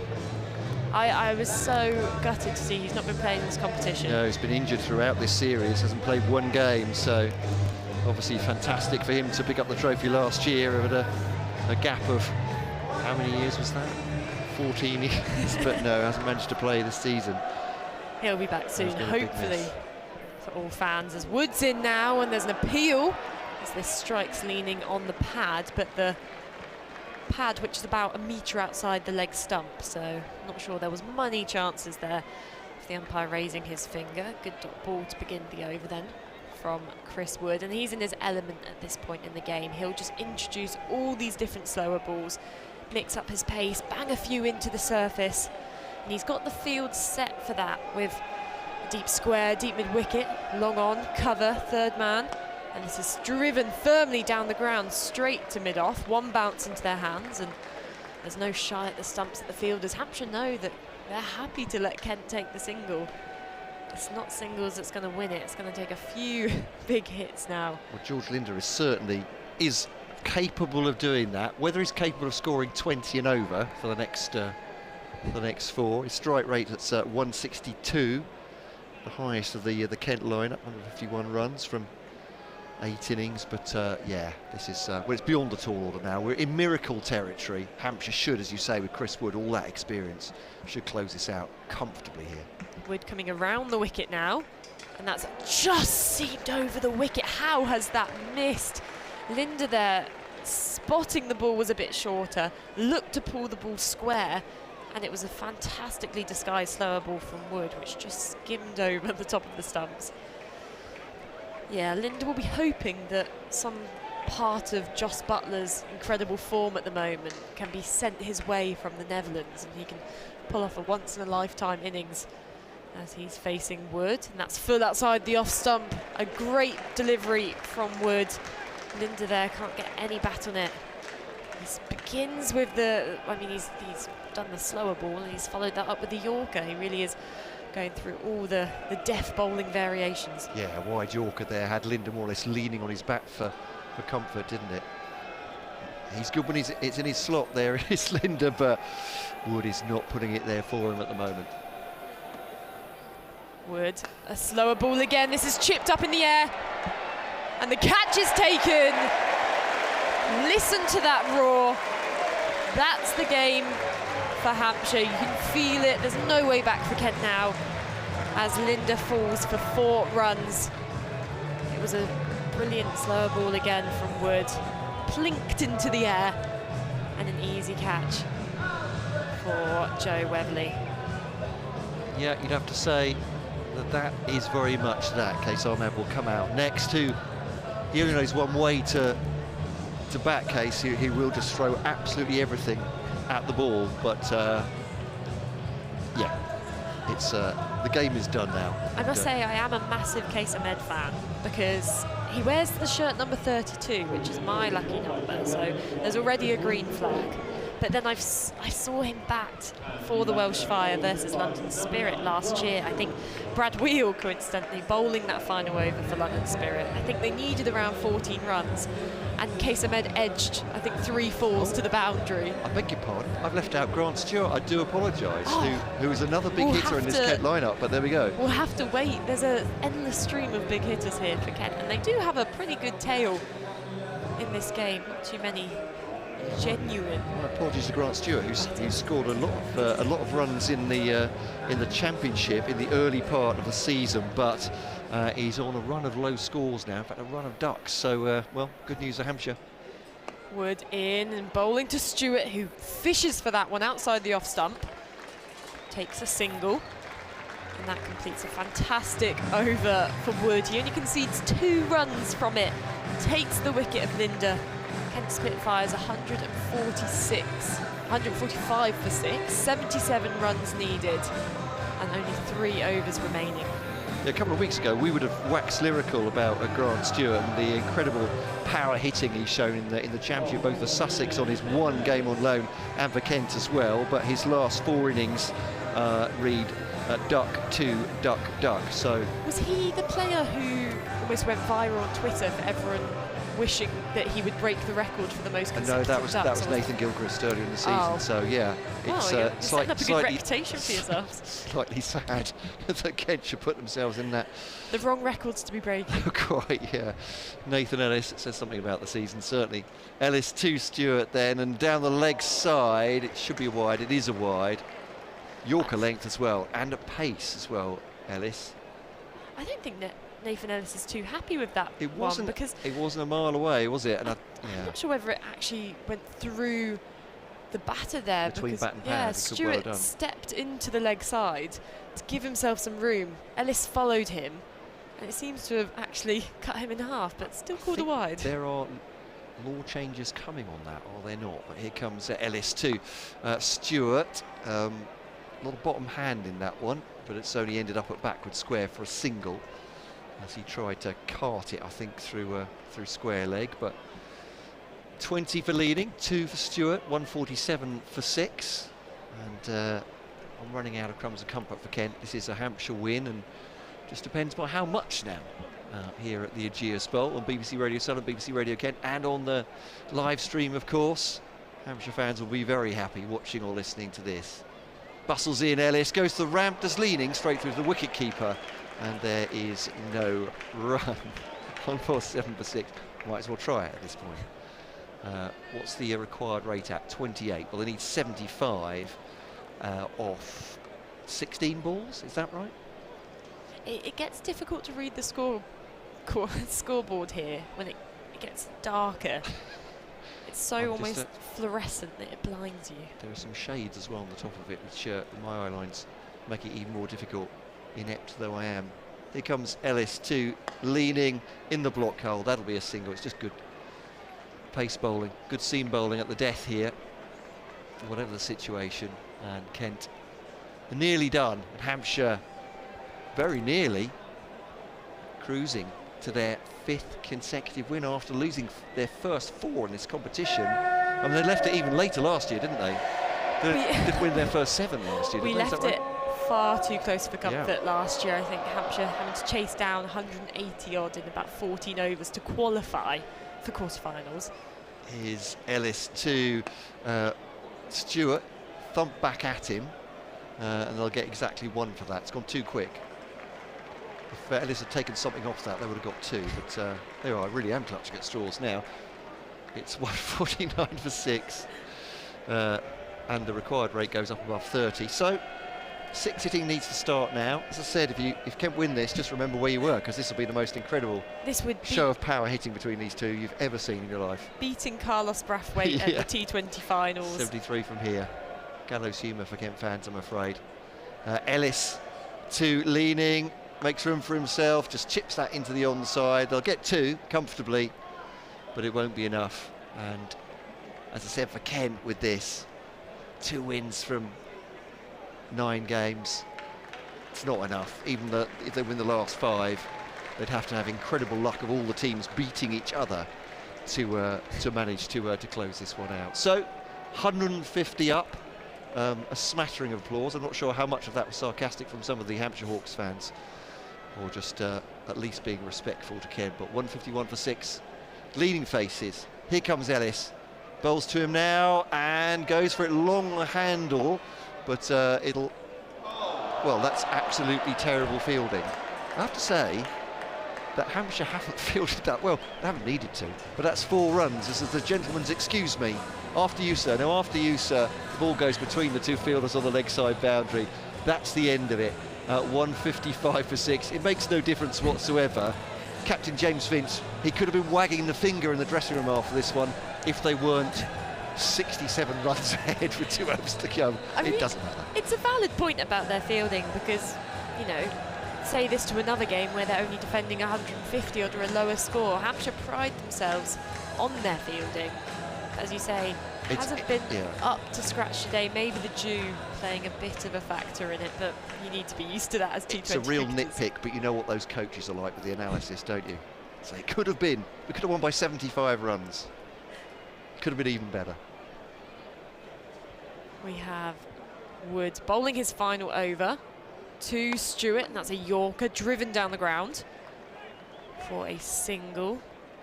And not too eager to push any of these for 2s now. I think Kent realising that this is a lost cause with that required run rate going up to 36. So still mathematically possible, but as you say, we need probably an act from God. Yeah, 11 balls, 66 to win. Make this possible. Chris Wood in, that's wide outside the off stump, and swatted away onto the leg side. He may have bisected the fielders, he has. Jack leaning there, reaching almost full length onto the offside, scooping that onto the leg side, and he brings up a 4. I mean, at this point it's almost more for personal averages, just to keep going at this rate. Is there any points for run rate or well, it's a tiebreaker. I think it's wins still first overall, so, and Kent certainly aren't doing that, so that's not going to be a worry. Wood, slower ball Yorker through to McDermott. Cuts leaning in half again. I must say the Hampshire bowlers have been fantastic in the death here, and Hampshire's had a few troubles over the years with figuring out their death combination. I mean, look at last year's T20 Blast final where Somerset, I mean the lower order of Somerset took Hampshire's bowlers apart at the end of that game, of course, and stopped them from getting into that final where they would have met Kent. Not sure how that would have gone down. As Wood in, a shorter ball swatted away to the boundary. That was a fantastic shot from Jack Leaning, who saw the shorter pitch delivery, hooked it over his shoulder and then fell over in the process.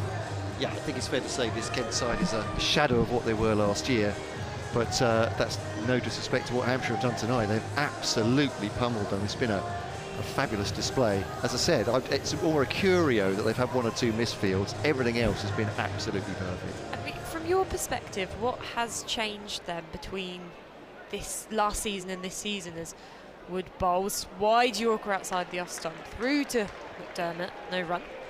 It's very easy. I mean, Hampshire know this. It's very easy to get on a bad run of form, and then those those tiny differences, and every marginal difference in T20 makes so much difference, doesn't it? So Kent didn't field very well for the first 4 or 5 games. They were brilliant in the field last year. They got some fantastic fielders, but that didn't work. The partnerships weren't working. The strike rates were low. All those little things. Wood to Leaning, who swings this away. No, he's bowled. Looking to swing this away on the leg side, may I add. But that's a perfect Yorker from Wood. Smash that middle stump down. And now it's really time for the Hampshire fans to celebrate a bit of Hey Jude. And Kent 164 for 7. 58 needed off 1 over. They don't do Sweet Caroline here. It seems to be no T20 matches complete without it, or are they just going for that as the crowning glory? I don't know. Is it, what's the repertoire?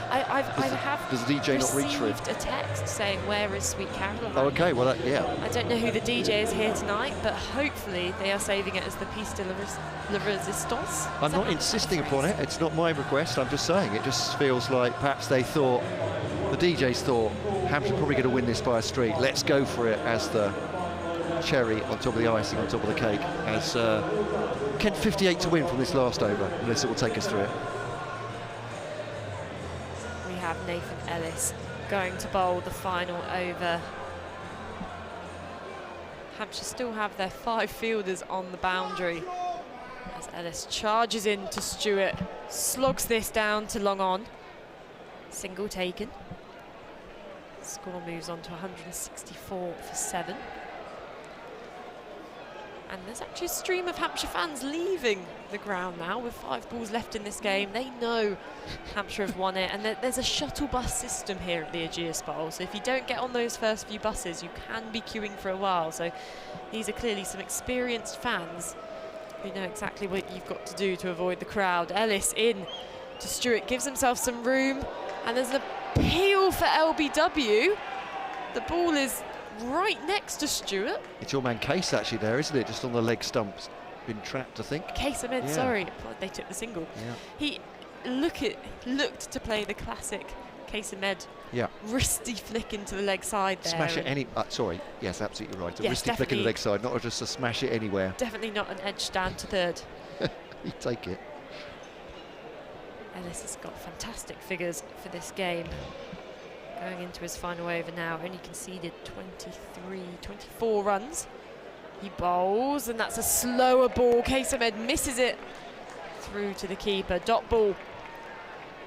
57 off 3 now, and it's not possible, but Hampshire will have and take such faith from this win. As you say, they didn't start too well in this competition with a few consecutive losses, but ever since then, something's changed in that dressing room. They're feeling themselves, they're working together as a unit, and today, I'm sure Hampshire fans would agree, everything has clicked into place, minus a few of those fielding errors. Ellis scampering in past the umpire, outside the off stump, hit into the ground by Ahmed. There's a crowd catch. Wow, that was convinced them a lot. I didn't think it would. But as we say, we're late into the night here, so we'll have to forgive the crowd for that one. A couple of people perhaps paying half attention at this point, just very excited. A bit tired and emotional, perhaps some too. 56 off 2 then. An impossible equation. And the Hampshire fielders now just waiting for those 2 balls to pass so that they can celebrate. They'll be celebrating in style. As Ellis passed the stump, shorter ball, tennis slapped down the ground for a single, and Case Ahmed will face the final ball of the innings. I mean, Hampshire can celebrate tonight, but they do have a tough fixture on Sunday against Surrey. Surrey, top of the table. They've been invincible, it feels, this season. Kent at Lords against Middlesex, I should say, 2:30. So commentary starts then from Lords, yeah. Both playing the teams, actually, who are playing each other today. Surrey have beaten Middlesex by 7 wickets, so tough game. Bodes well for you. As Ellis in, this is a slower ball, chipped back and caught by the bowler. What a fantastic way for Hampshire to complete this innings. They have been destructive, they have been dominant, and they have been worthy winners of this game, completely outplaying Kent in the first innings, and really it never looked as if Kent could claw their way back in. And here we have Sweet Caroline, the crowd in full voice. A fantastic game. Looking at this scorecard, Hampshire losing the toss, being put into bat, racking up a massive total of 221 for 3 off their 20 overs. McDermott gone early, 4 off 12 balls, but then came the key partnership between James Vince and Tom Press. Tom Press got off to a flyer, 52 off 37 balls, 2 sixes in that innings, but James Vince stole the show, hitting his third T20 100, I believe, 100 off 54 balls, 9 fours and 5 sixes.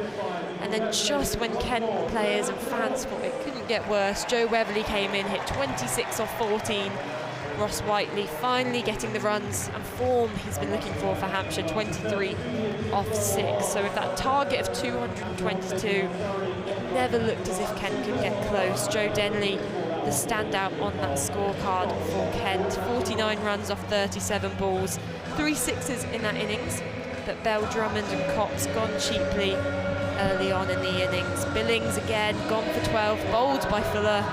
Blake put up a fight halfway through that innings, a fantastic few shots into the crowd, 44 off 26 for him. Jack Leaning as well, 35 lower down the order, but they couldn't get anywhere near to Hampshire's total.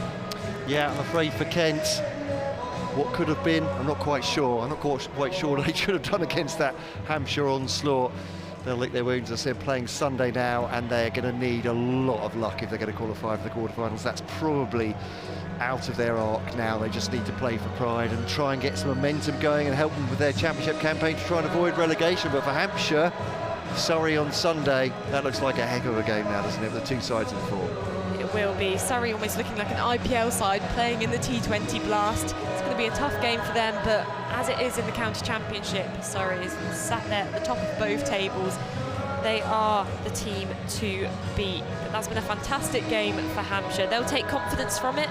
And thank you to anyone watching and following us on the stream today. We hope you've been thoroughly entertained like we have. And we'll be wrapping up from BBC Solent, sending this stream back to Kate Reeves at the studio. Any final words? Well, thanks for all the Kent listeners that listen to this one. We know it's been a hard listen for a lot of the season, but hoping for better on Sunday, certainly. Thanks to you, Melissa, and to Kevin as well for making us very welcome here, and for listeners on Kent's DAB frequencies as well. We'll be returning into our normal Friday night programmes.